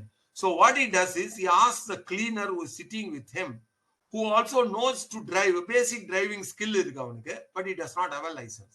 So he allows the driver who is sitting next to him, சரிப்பா நான் கொஞ்ச நேரம் பின்னாடி அப்படியே படுத்து தூங்குறேன், நீ 2 மணி நேரம் இந்த வண்டியை ஓட்டு, then நீ எழுப்பு, I will pick it up and from there we will go. அந்த 2 மணி நேரத்துக்குள்ள there is a major accident. அந்த accidentல what happens? Not only the vehicle is damaged, even some 2 or 3 persons on the road were also injured. Claims come. When the claims come to the court, the insurance company naturally, and the case was defended by the insurance kaga defend பண்ணது Soli Sorabji. The one and only Soli Sorabji was a junior of Nani Palkiwala. Soli Sorabji argues that according to Motor Vehicles Act section 3, license இல்லாம யாருமே ஓட்ட முடியாது. Under section 96 subclause 2, அப்போ 39 actல license இல்லைன்னா the insurance company can deny the liability to the owner of the vehicle. Now in this case, admittedly the driving was done by the cleaner. Admittedly the cleaner had no driving license. So it is just a matter of 2 plus 2, and therefore the insurance company should be exonerated from liability. I am not liable to pay to the third party. You know what the Supreme Court did? Scandia Insurance. I think it was MP Thakkar, the judge who was there. He read into the policy and said, section 96(2) says the insurance company can avoid liability if there is a breach committed by the insured. Breach committed by the insured. This is a relevant fact. And the insured or the owner of the vehicle should have committed some misconduct or breach. Then the insurance company can say, I won't pay the claim. Now in this case, we find the insured had given the vehicle to a regular driver who was duly licensed. No difficulty about that fact because the license of the driver was also produced. If the insured had given it to a driver who had a driving license, and if in the course of transit at midnight, when the driver fell ill, he could not continue the journey. At the same time, he wanted to complete the journey in time. He chose to give it to the cleaner. You cannot assume or speculate or imagine that the owner had given permission to the insured driver to give it to the cleaner to drive. That means the insured had given the vehicle to the cleaner who was unlicensed, knowing fully well he was unlicensed, the insured had given. So Supreme Court said that act committed by the owner of the vehicle who was duly licensed in giving it to a cleaner who was not duly licensed is not an act of unauthorized act in the course of employment for which you can say the insured or the owner was in breach. So the breach, if any, was only by the driver, and that breach was a perfectly understandable practical situation in the course of circumstances. Therefore, the insurance company under a compulsory motor insurance cannot deny liability to the owner of the vehicle on the ground he had committed a breach. Yes, again in Scandia Insurance in 1987, they say the purpose of insurance, compulsory insurance policy, is not to give a paper policy to tell the world that the risk on the road for the third parties, pedestrians or occupants or any person was covered, and that if in case compensation arises, only you have to look to the owner. No, because the owner of the vehicle may not have the money. They use the expression, they may be men of straw, STRAW. அவனுக்கு காசு கொடுக்க முடியாத ஒரு நிலைமையில, poor நிலைமையில இருக்கலாம். So in such circumstances, the victim should not go out of compensation, and therefore Parliament in its wisdom has made insurance compulsory. That is what Scandia Insurance they said. In 2004 they repeated, in 2019 they repeated, 2022 also they have repeated. Why I am talking about all this particular aspect is, in the compulsory motor insurance, in the philosophy, license illenalum, what do? We say license illapa, driver license illama otitar. But the insurance company has to pay and recover from the owner. That is what the courts are doing. MACT lenda, High Court lenda, Supreme Court varaikum. What they say is the victim should be somehow protected. Therefore, we will hold that the victim is entitled to compensation, but insurance company they cannot deny the compensation. Their remedy will only be to look to the owner of the vehicle and recover it. That's why MACT the award or EPA போட்டு execution petition பண்ணிக்கலாம். This is the law that has developed in India. In the law is now being used in the context of consumer court also. Most unfortunate. In fact, I'll give you one direct example. Star Health versus Choker. Abdin Madura Benchila, there is a judgment. What that policy, Star Health insurance company had a contract of insurance with the Tamil Nadu government to cover all the government servants. They had a 4-year policy. Then it was extended by another 4 years. And the policy covered only 13 surgeries, 13 identified named surgeries, and 13 surgeries, and in network hospitals. In the network hospital, insurance company or arrangement vechirukangalo, anga poi and the insured beneficiary or government servant went and took the insurance company will indemnify on behalf of the government. Government avanga kudukra service benefit insurance policy எடுத்து கொடுத்தாங்க. பாதி premium the insurance company ki government will subsidize, பாதி premium the employee will pay. This is how the system was working. Idhila cash system, the cashless payment now was available for the workers. No question of reimbursement. நீ வந்து போய் treatment அவசரமா எடுக்க வேண்டியதா போச்சு, அதுக்கு அப்புறம் பில்ஸ் கொடுக்கறேன் துட்டு கொடுன்னா, no, there was a prohibition for reimbursement claims. In the claim Madras Madurai பெஞ்ச்ல வந்தது. Justice M. Satyanarayanan என்ன பண்ணாரு? Yes, you have covered only 13 surgeries. Yes, you have covered only cashless. Yes, you have covered only network hospitals. But அர்ஜென்ட்டா ஒருத்தனுக்கு அடிபட்டு accident ஆயிடுத்து, ஏதோ ஒரு ஹாஸ்பிட்டல்ல போய் ட்ரீட்மெண்ட் எடுக்கிறான்னா, அந்த சமயத்துல கேஷ்லெஸ்ஸோ இல்ல நெட்வொர்க் இல்லாத ஹாஸ்பிட்டல்லையோ அவன் போய் பண்ணிக்க முடியாது. Therefore நீ வந்து அதையும் கவர் பண்ணி தான் ஆகணும். Because it is a social welfare concept that is introduced. Article 21 of the Constitution, right to life, liberty, Allah involved in this. Therefore, insurance company has to pay the claim and recover from the government. இது எங்க இருந்து வந்ததுன்னா, இந்த pay and recover from motor accident claim lendu vanda philosophy. Pay and recover, because it has gone into our mind, we think there is an insurance company pay panna sollidalaam. First concept you should first understand in the concept of Consumer Protection Act is the insurance policy that is issued by an insurance company is not a fixed deposit. Policy premium kuduthu policy vaangita claim edo onnu eppudiyo vandunno. That is not the purpose of the policy of insurance. Policy of insurance is a contract. நீங்க இங்கிலாந்துக்கும் இந்தியாவுக்கும் எடுத்து பாத்தீங்கன்னா மலைக்கும் மடுவுக்கும் இருக்கிற வித்தியாசம். The enforcement of the contract in England will be very strict in accordance with the terms and conditions. Ruthless இருப்பாங்க. But Indiaல போனா போறது பரவாயில்ல, consumer is the king, after all insurance company has to pay, insurance company pay பண்ணி recover பண்ணிட்டோம். இந்த proposition was introduced by the Madurai bench. We went on appeal. Appeal, Justices Prabha Sridevan and V. Rajendran were there. They said, in the case, we understand there was an accident in front of an hospital. We understand that the injured person was an employee. We understand that he did not have time to inform the insurance company and then check out whether this hospital had network or not. He immediately got admitted. 3 days he had to pay the money, and they paid the money and sought reimbursement. Yella we understand. We can understand, sympathize with the insured that he had no choice but to do what he did.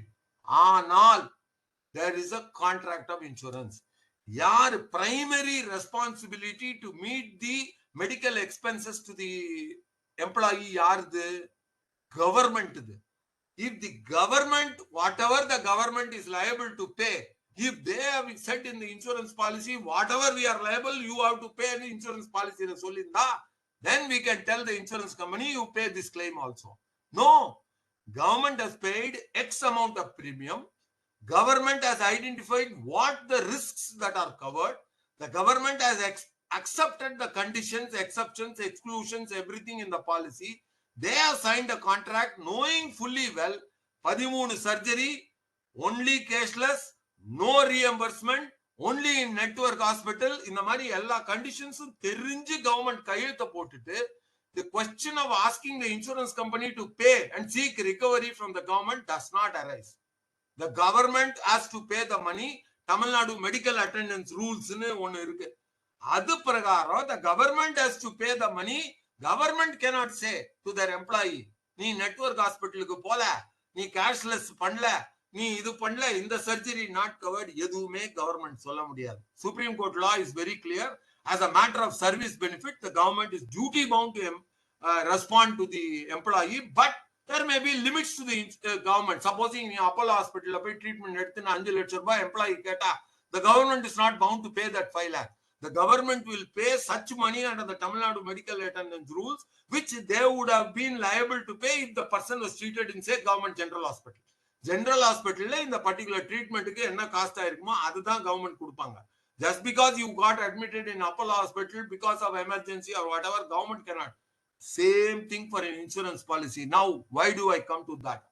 If Haryana district forum case, I don't know, I wish I'll try and circulate it to Madam Saroja. A medical claim policy comes under the insurance policy. ஒரு பெரிய தப்பு consumer கோர்ட்ல என்ன ஆகுதுன்னா, ஒரு ஜட்ஜோடைய ரொம்ப நாள் காதருக்கு அப்புறம் காதர் இருக்கச்சே இட் வாஸ் பிரில்லியன்ட். காதர் அப்போ I had one simple case.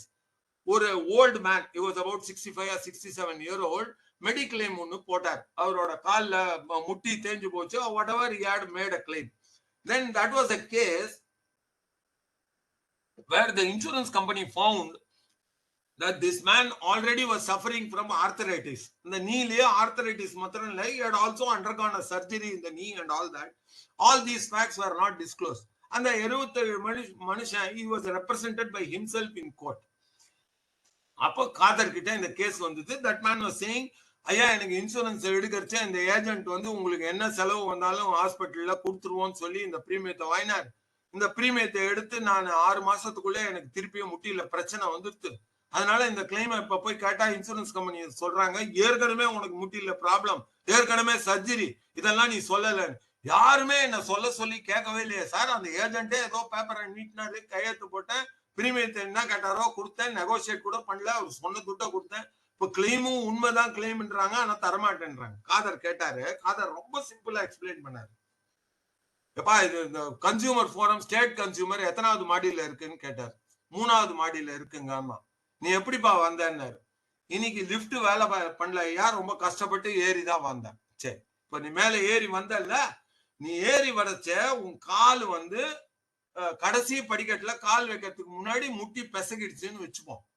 நீ வந்து ஒரு நிமிஷம் முட்டி பெசகினது உனக்கு டக்குன்னு தெரியுது, பட் ஒரு 2 நிமிஷத்துல சரியான மாதிரி ஒரு நம்பிக்கை.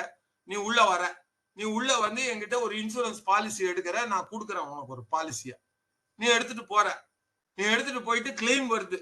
எப்போ நீ பாலிசி எடுக்கிறதுக்கு முன்னாடி உன் கால் பெசகிறது பத்தியா 3 நிமிஷத்துக்கு முன்னாடி, அதுக்கு நீ கிளைம் போடுற. அந்த கிளைமை இன்சூரன்ஸ் கம்பெனி எப்படி கொடுக்க முடியும்? உனக்கு பெசகினது இன்சூரன்ஸ் பாலிசி எடுத்த பிறகு நடந்திருந்தா கொடுப்போம். இது ஏன் நான் பிளிப் பண்ணி சொல்றேன்னு சொன்னாரு காதர். நீ பாலிசி எடுக்கிற, கீழே இறங்கி போற, கடைசி படிக்கட்டுல இறங்கறச்சே கால் பெசகி போயிடுது. அப்ப நீ கிளைம் போட்டா கொடுக்கணுமா வேணாமா? கொடுப்பாங்க. இத புரிஞ்சுக்கணும். இதுதான் லாஜிக், வேற ஒண்ணுமே இல்ல. பாலிசி எடுக்கிறதுக்கு முன்னாடி உனக்கு என்ன பிரச்சனை எல்லாம் இருக்கோ அதை இன்சூரன்ஸ் கம்பெனி எக்காரணம் கொண்டு கொடுக்க மாட்டாங்க. உனக்கு பாலிசி எடுத்த அப்புறம் புதுசா ஏதான வருதுன்னு வச்சுப்போம், அதெல்லாம் கொடுக்கணும். அதுல நிறைய கண்டிஷன்லாம் இருக்கு. 48 மாசத்துக்கு அப்புறம் இருக்கிறதா கொடுப்போம், இல்ல முதல் 6 மாசத்துக்கு இது கிடையாது. முதல் ஐயா இதெல்லாம் எதுவுமே யாருமே சொல்லலன்னு நீ கிளைம் வந்த அப்புறம் கேட்டு பிரயோஜனம் இல்லப்பா. நீ பாலிசி எடுக்கிறதுக்கு முன்னாடி விஷயம் தெரிஞ்சவங்கள கேட்டிருக்கணும். This is the problem. Now I'll tell you what the Haryana Court District Forum did. A claim was made and a pre-existing அப்படின்னு insurance company takes a defense before the consumer forum. You know what the consumer forum first says? You insurance companies have no other business except to issue policies, all sundry. Whoever comes, you take the money, put it in your pocket. And when the claim comes, you will say pre-existing. Ella claim ko pre. Please understand, Mediclaim insurance le pre-existing தான் primary requirement. Continuity இருக்கணும்னு Supreme Court Gajairanu ஒரு famous case la they say that Gajairanu case la continuity. They even elevate. Excuse me, sir. Madam? Excuse me, sir. Yes. Sir, அந்த மாதிரி insurance சொல்றீங்களா? Insurance எடுக்கும்போது free look பீரியட்னு சொல்லிட்டு ஒரு 90 days கொடுக்குறாங்க. அது 15 டேஸ். பாலிசி எடுக்கும்போது ஃப்ரீ லுக் பீரியட் 15 டேஸ்ல உங்களுக்கு அப்ஜெக்ஷன் இருந்தா தெரிவிங்க. அப்படி அப்ஜெக்ஷன் தெரிவிக்கலன்னா இந்த பாலிசி நீங்க ஏற்கனவே இருந்த ஃபேக்ட்ஸ் எல்லாம் வந்து நீங்க சொல்லவே இல்லை அப்படின்றாங்க. இந்த ஃப்ரீ லுக் பீரியட பத்தி கொஞ்சம் அப்படியே அதையும் சேர்த்து சொல்லிட்டீங்கன்னா நல்லா இருக்கும். சரி, இத முடிச்சிட்டு சொல்லிடுறேன் இந்த ஸ்டோரிய. அதுக்குள்ள மணி 5 madam please, I will close by 5:30 because I have a meeting at 6 o'clock for which I have to leave at 5:45. Okay sir. Thank you. No, I may even only be touching the விளிம்பு தான் நான் வந்து தொட்டிருப்பேன் தன் நேரம். This is the problem with me. நான் பேச ஆரம்பிச்சா நிறுத்தவே மாட்டேன், அரசியல்வாதி மாதிரி. No issue, sir. Actually, நீங்க இப்ப whatever இந்த கேஸ் சொல்லிட்டு சார் வந்து had raised for இது இல்லையா, அது ஒன்னு சொல்லிட்டோம்னா by 5:25 if you are able to finish or 5 minutes if you can take 1 or 2 questions. Okay, fine. Okay, thank you, sir. இந்த கேஸ்ல இந்த district forum please understand this. Pre existing defence தான் இன்சூரன்ஸ்க்கு PEDன்னு சொல்லுவாங்க. அதுதான் பிரைமரி டிஃபென்ஸ். நான் ஒரு கோர்ட்ல ஸ்டேட் கன்சியூமர்லயே ஆர்கியூ பண்ணேன். ஜஸ்டிஸ் எம் தனிகாச்சலம் இருந்தார். என்ன விஜயராகவன், எந்த கேஸ எடுத்தாலும் PED தரமாட்டேன்னு சொல்றேன், இத்தனை அப்பீல் பெண்டிங்கா கிடக்கு, நான் எப்படிதான் முடிக்கிறது? நான் அவர்கிட்ட ஒண்ணு சொன்னேன், நீங்க ஒண்ணு புரிஞ்சுக்கணும். நீங்க இந்த கோர்ஸ்ல PED சம்பந்தப்பட்ட mediclaim policy claims appeal maybe say 100 or 200 may be there, but please understand the insurance company is dealing with crores of policies. The settlement rate of LIC எடுத்துக்கோங்க, settlement rate recorded IRDA figure websiteலயே இருக்கு 97.5. 100 கிளைமுக்கு 97 claim 97.5 claim they settle. 2% claim தான் they deny. தப்போ ரைட்டோ that's a different matter. 2%. So இந்த 2% கோர்ட்ல கன்சியூமர்ல வரச்சே ரொம்ப அதிகமா தெரியுது. Because LIC crores policies issue பண்றாங்க. So 2% of a crore is a huge number. So what if the consumer forums or state consumer or anybody think is எல்லா கேஸ்லயும் இதே தொழில insurance company PED or section 45 under the Insurance Act LIC சொல்றாங்கன்னு. That is primarily because the number looks huge before the court, because the court is dealing with a few cases. The large number, நீங்க 1000 கிளைம்ல 998 claim settle பண்ணிட்டு 2 தான் இங்க வருதுன்னா இந்த கான்டெக்ஸ்ட்ல நீங்க பாத்தீங்கன்னா you will be able to appreciate. Now I come to that Haryana court judgment. இத ஞாபகம் வச்சிட்டு the Haryana court writes, it has become a practice for the insurance companies to issue insurance policies to whomsoever, to Tom, Dick and Harry. In the expression use பண்றாங்க, to Tom, Dick and Harry who comes and seeks a cover. Insurance company is satisfied if they get the premium and they don't care about what the consequences of issuing the policy are. They give the policy to the insured, pocket the premium. And after some time when the claim comes, the insurance company shows or points out this condition or that condition to say that they are not liable for the claim. We do not agree with this proposition. இது வரைக்கும் correct. No problem. இதுக்கு அப்புறம் அவர் சொல்ற பேரா தான் beautiful. அவர் என்ன சொல்றாரு? We do not understand how the insurance company thinks that anybody would take a policy of insurance if he was not already suffering from a problem and required a surgery or a treatment. Only those who have problems in their mind, body will come and take an insurance so that if there is a claim of hospitalization, they will be entitled to exact opposite of PED.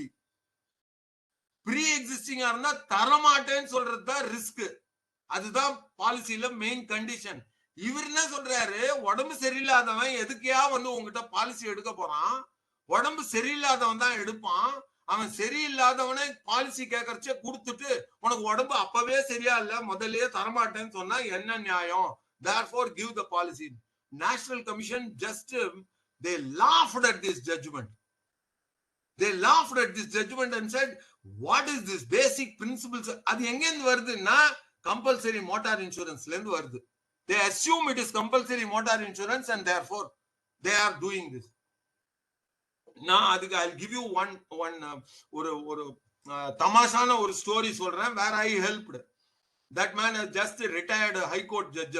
Retired from the high court, so I am not even taking names now. காலங்கத்தால ஒரு நாள் 6:15 எனக்கு phone பண்ணார். Phone பண்ணி my sister is having a desktop publishing unit வச்சிருக்கா நங்கநல்லூர்ல.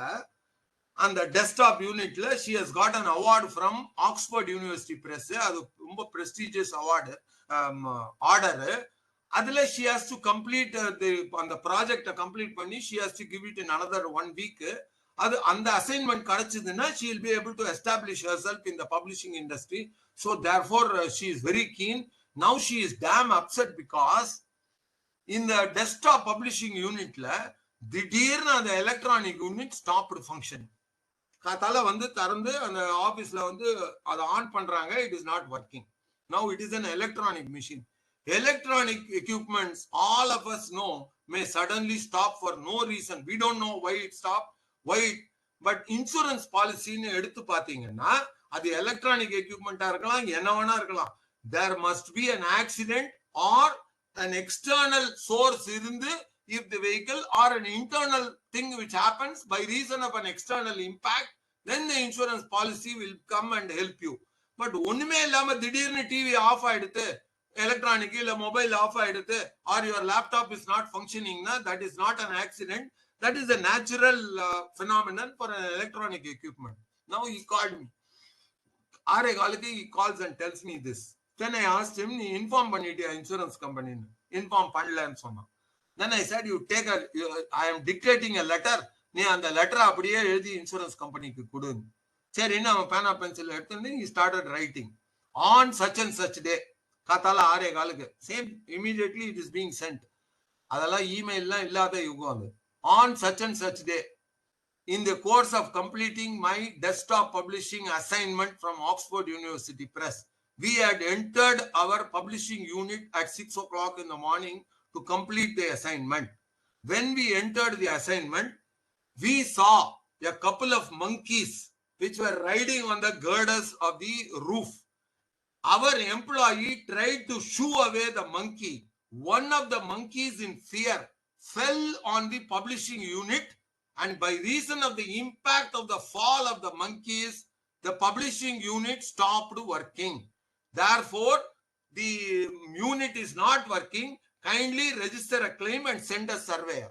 ஒரு surveyor அனுப்புறாங்க. அந்த surveyor பேர் கூட எனக்கு ஞாபகம் இருக்கு, மகாதேவன். அவர் 60 வருஷம் old surveyor.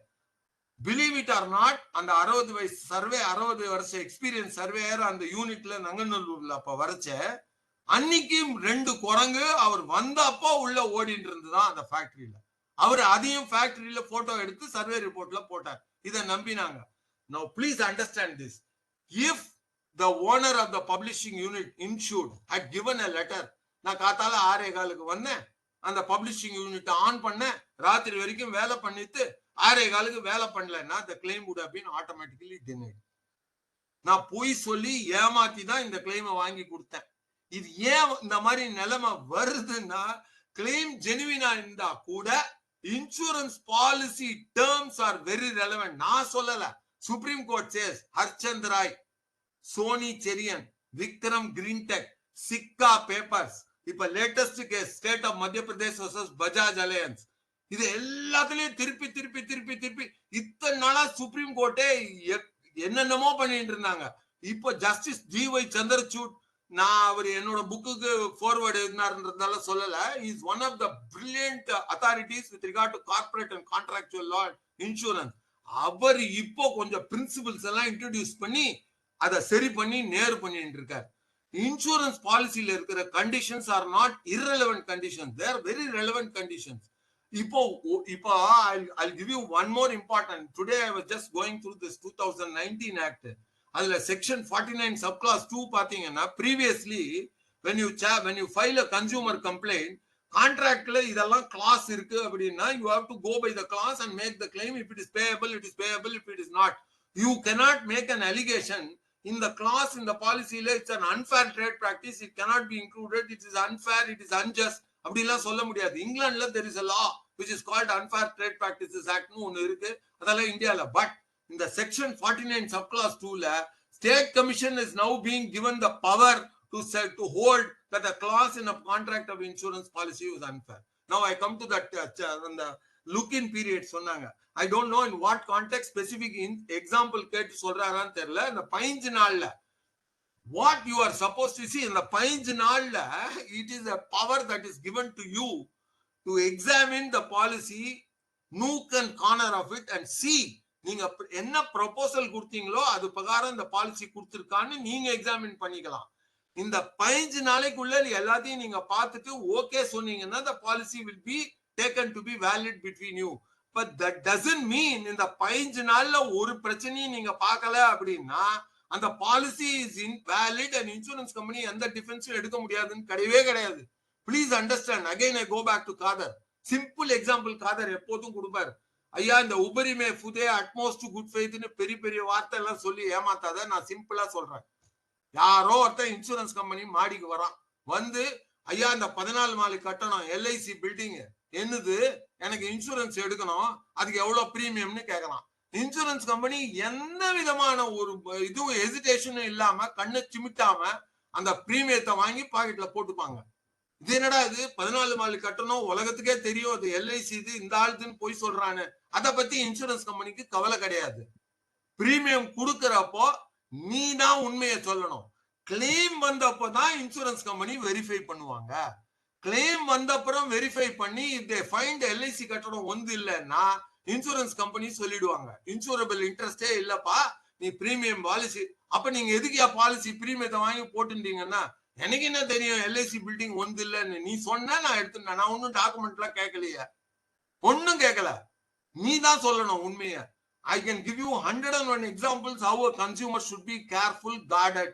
Insurance, particularly in the context of insurance policies, there is a lot of mis-selling that is going on.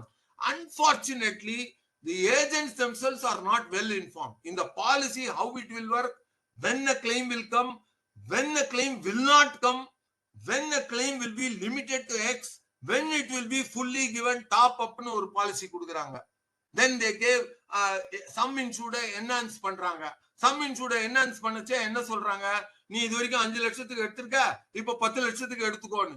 ஏற்கனவே இருக்கிற 5-10 ஆயிடுச்சுன்னா அடுத்த வருஷம் நான் 8 லட்சத்துக்கு போனா கிடைக்கும்னு நினைச்சா அதை போல தப்பான அபிப்பிராயம் எதுவுமே கிடையாது. அந்த 5 லட்சம் enhancement will be given on certain conditions, on certain parameters. அது சாட்டிஸ்ஃபை ஆனாதான் அந்த அடிஷனல். இல்லையே நான் 10 லட்சத்துக்கு பிரீமியம், நீ தாராளமா 10 லட்சத்துக்கு பிரீமியம் கொடுத்த யாரும் இல்லைன்னு சொல்லல.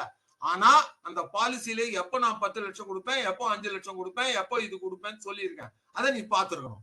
பார்க்கலன்னா உன்னுடைய தப்பு. I can go on and on. It's not fair me to keep you pending. It's 5:25. I also have to leave.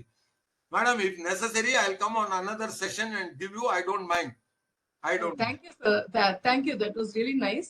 Let us take a couple of questions, sir, before we close this session. You told me somebody asked about limitation. Okay, yes, that's a very important question.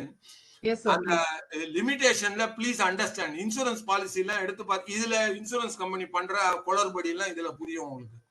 Insurance policy la there will be a clause which will say if there is a disclaimer, that is repudiation or denial or rejection of the claim. If there is a disclaimer and a claim is not lodged on the insurance company within 12 months of the disclaimer, the claim will be deemed to be forfeited. No clause irukum. Even today it is there. Ippavum irukku.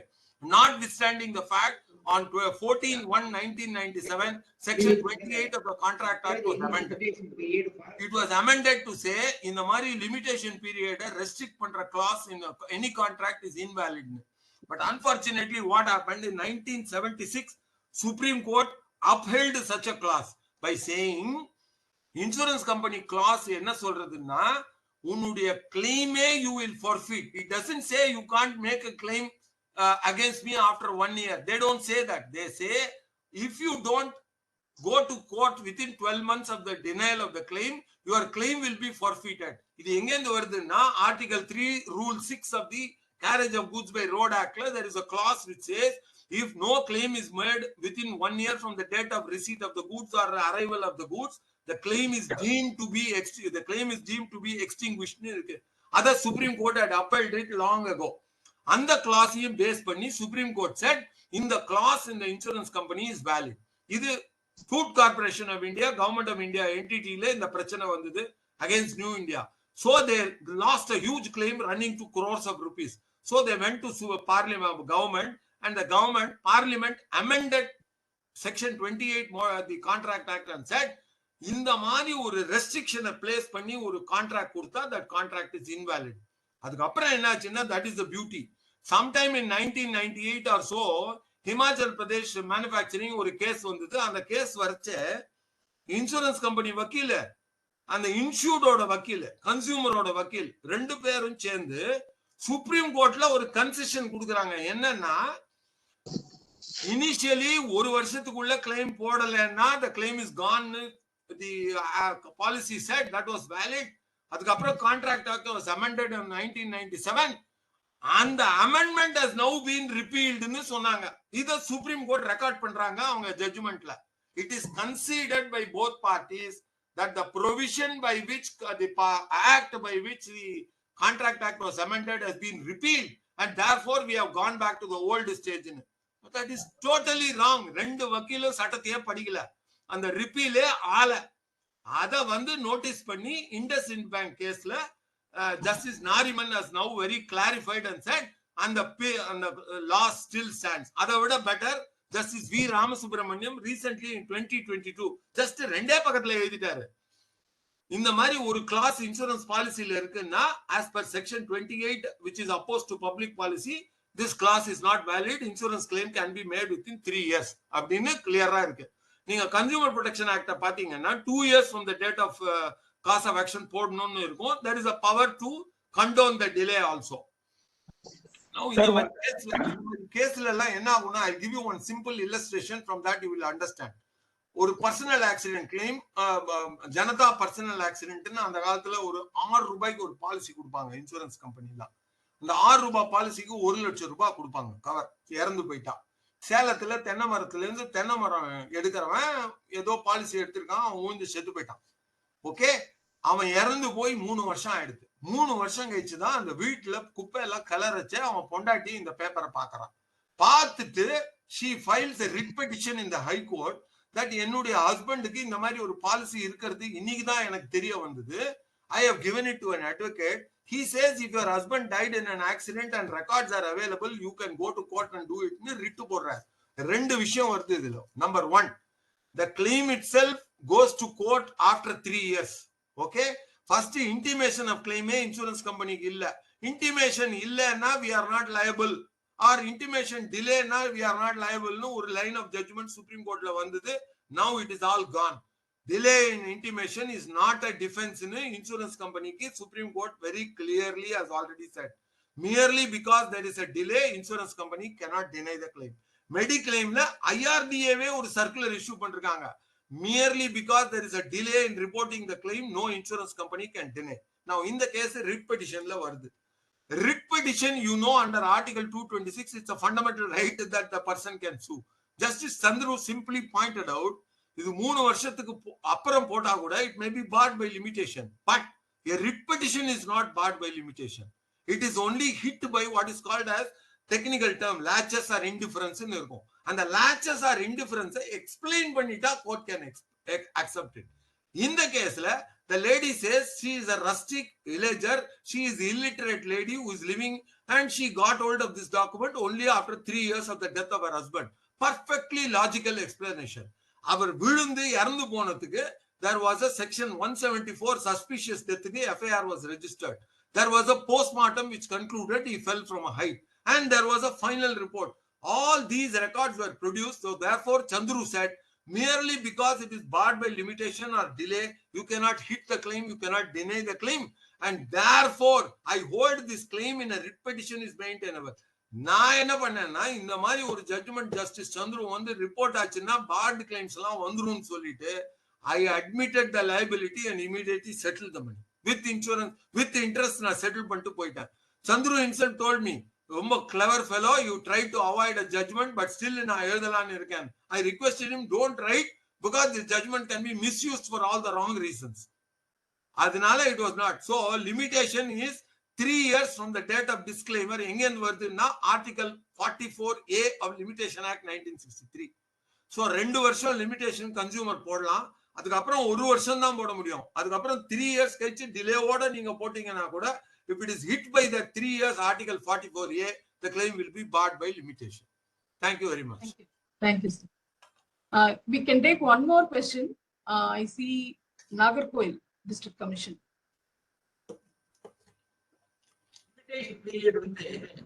Sir, can I ask one more question, sir? Please. Personal accident policy limitation period. Personal accident policy சரி, limitation பீரியட்ங்கிறது ஏற்கனவே இருக்கா இல்லையா அப்படிங்கறது. அதாவது நம்ம வந்து consumer கோர்ட்டுக்கு வர்றதை பத்தி நான் பேசல. லிமிடேஷன் பீரியட் 2 வருஷம். லிமிடேஷன் சார், லிமிடேஷன்ன்றது பாலிசில எங்கயுமே இருக்காது. பாலிசில கிளாஸ் லிமிடேஷனுக்கு இருந்தாலும் செல்லாது. What will prevail is Article 44A of the Limitation Act 1963. Insurance claim deny பண்ணா 3 வருஷம் from the date of denial. டினைலே பண்ணலன்னா Article 113 of the Limitation Act from the date of cause of action 3 yearsல போடணும். Sir, excuse me sir, ஒரு health insurance ஒரு government servant claim பண்றாரு, total வந்து 3 lakhs. Government மூலமா 2.50 lakhs 50,000 receive பண்ணிட்டாரு. சரி, balance ஒரு 50,000 ஏற்கனவே வேற ஒரு பிரைவேட் இன்சூரன்ஸ்ல அவர் போட்டு வச்சிருக்கிறாரு ஹெல்த் இன்சூரன்ஸ். அந்த பிரைவேட் ஹெல்த் இன்சூரன்ஸ் மூலமா பேலன்ஸ் அமௌண்ட் 50,000 வாங்க முடியுமா? அது எப்ப வாங்க முடியும்னா, இவரோட செலவு 3 லட்சம் ஆகி இவருக்கு வர வேண்டிய 2.5 லட்சம் தான் இன்சூரன்ஸ் பாலிசி. கவர்மெண்ட் பாலிசில 2.5 தான் உண்டுன்னா மிச்சம் 50 இவங்க கிட்ட வாங்கலாம். பட் எனக்கு பாலிசி இருக்கு 2.5க்கு 1 50க்கு 1, எனக்கு செலவானதே 2.5 தான், நீ 3 கொடுன்னு 50 எல்லாம் கேட்க முடியாது. செலவு எவ்வளவு ஆச்சோ அதுதான். That is indemnity. இன்டெம்னிட்டினா என்ன? To put him back in the same position as he was before. Profit பண்றது இல்ல. செலவுலாம் இருக்கு, 3.5 லட்சம் 3.5 லட்சம் ஆயிருக்கு. Definitely he can get 250 plus 50 unless he has to prove. அந்த 2 பாலிசியும் சேர்ந்து ஒரே சமயத்துல போட்டா there is a principle of contribution, ஒரு பிரீமியம், ஒரு பிரின்சிபல் இருக்கு. அது என்னன்னா, உங்களுக்கு என்ன செலவாச்சோ அந்த 2 பாலிசிலயும் 2.5:0.5 என்ன ப்ரொபோர்ஷன்ல இன்சூரன்ஸ் கம்பெனி ஷேர் பண்ணனும்னு it can be decided. நல்லது sir, thank you sir. Sir, excuse me, அதே பாலிசில இப்ப ஃபர்ஸ்ட் கிளைம் பண்ண பாலிசிக்கு ஒரிஜினல் பில்ஸ் கொடுத்துடுறாங்க. So second claimக்கு அவர் போகும்போது if is not able to produce the original bills, will be able to claim or original bills இல்லாம கேட்கவே முடியாது நம்ம ஊர்ல. that is one reason why Prabha Sridevan in her judgment said நம்ம ஊர்ல ரீஎம்பர்ஸ்மெண்டே கொடுக்க கூடாது. ஏன்னா கவர்மெண்ட் சர்வெண்ட் ஒரு விதமான நெசசிட்டியும் இல்லாம ஹாஸ்பிட்டல்ல போய் ஒரு பிரைவேட் அரேஞ்ச்மெண்ட்ல 3 நாள் தங்கின மாதிரி ரெக்கார்டை கிரியேட் பண்ணி அதுக்கு பில்ஸையும் கிரியேட் பண்ணி ரீஎம்பர்ஸ்மெண்ட் பண்ணிடுவாங்க.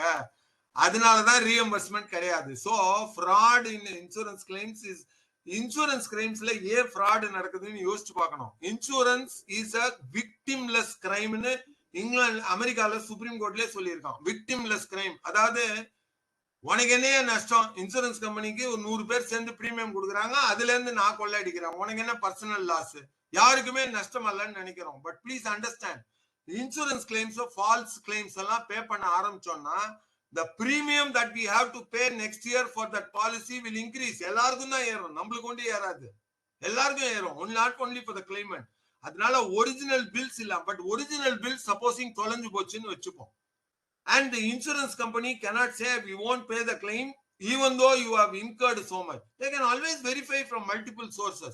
Fire accident claim நடக்குது மேடம், என்னோட ரெஜிஸ்டர், என்னோட ஸ்டாக் ரெஜிஸ்டர் தொலைஞ்சு போச்சு, எல்லாம் எரிஞ்சு போச்சு, அப்ப கிளைம் கிடையாதா? கிடையாது. You can always make out a claim. என்கிட்ட எவ்வளவு சரக்கு இருந்ததுன்னு நான் யார்கிட்ட வாங்கினேன்னு கண்டுபிடிக்கலாம், அவங்க ரெக்கார்டை போய் பார்க்கலாம், யார்கிட்ட வித்த இந்த பீரியடுக்குன்னு பார்க்கலாம், அவங்க ரெக்கார்டை பார்க்கலாம். By cross verification you can find out what was the actual amount of good. அதே மாதிரி ஹாஸ்பிடல்ல போய் you can always find out whether he incurred so much, why the original bills are missing. அதுக்கு possible correct explanation இருந்தா secondary evidence of a duplicate bill also can be accepted. Sir, he had given the bills for the first claim from the government insurance. For the remaining balance தான் அவர் second insuranceல claim பண்றாரு. இல்ல அது submitted the bills over there. நீங்க முதல்லயே அந்த ஒரிஜினல்ல அந்த கவர்மெண்ட்லயே கொடுத்துட்டீங்கன்றீங்களா? ஆமா, முதல்ல இதுல கிளைம் பண்ணிட்டாரு. இப்ப சார் கேட்டாங்க இல்லையா, பேலன்ஸ் 50,000 வந்து அவரால கிளைம் பண்ண முடியுமா? What you are saying is 3 லட்சம் பில்லையும் கவர்மெண்ட்ல கொடுத்தாச்சு, மிச்சம் 50 லட்சத்துக்கு 50,000க்கு உண்டான பில்லை என்னால செகண்ட் இன்சூரன்ஸ் கம்பெனிக்கு கொடுக்க முடியலன்னு கேக்குறீங்க. கொடுக்க முடியல. Obviously கவர்மெண்ட்ல இருந்து ஒரு சர்டிபிகேட் வாங்கிட்டு, this is to certify so and so has given the following bills, xerox of which we are certifying and giving, total comes to 3 lakhs of rupees. Since we have settled the claim for 2,50,000, we have retained all the bills, but by hereby confirm he had incurred 3 lakhs and we paid only 2,50,000. அப்படின்னு ஒரு certificate வாங்கி இந்த கம்பெனில கொடுத்தனா how they can reject.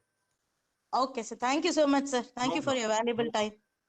Sir, just one question with regard to what you said, sir. Is it easy for a consumer to get such a letter from the insurance company?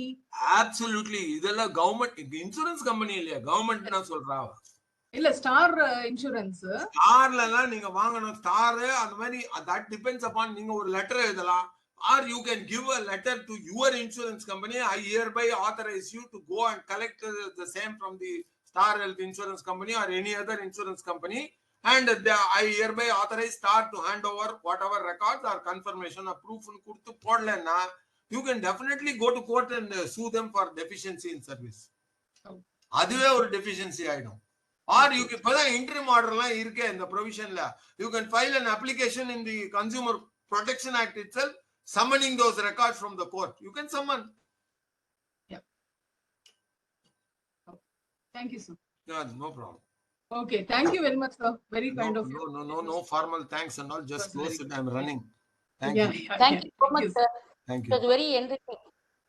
Okay. So we come to the end of the last technical session for the day. So we'll meet again on Monday, 2:30 p.m. Thank you. Thank you. Thank you. Thank you sir. Thank you. Thank you.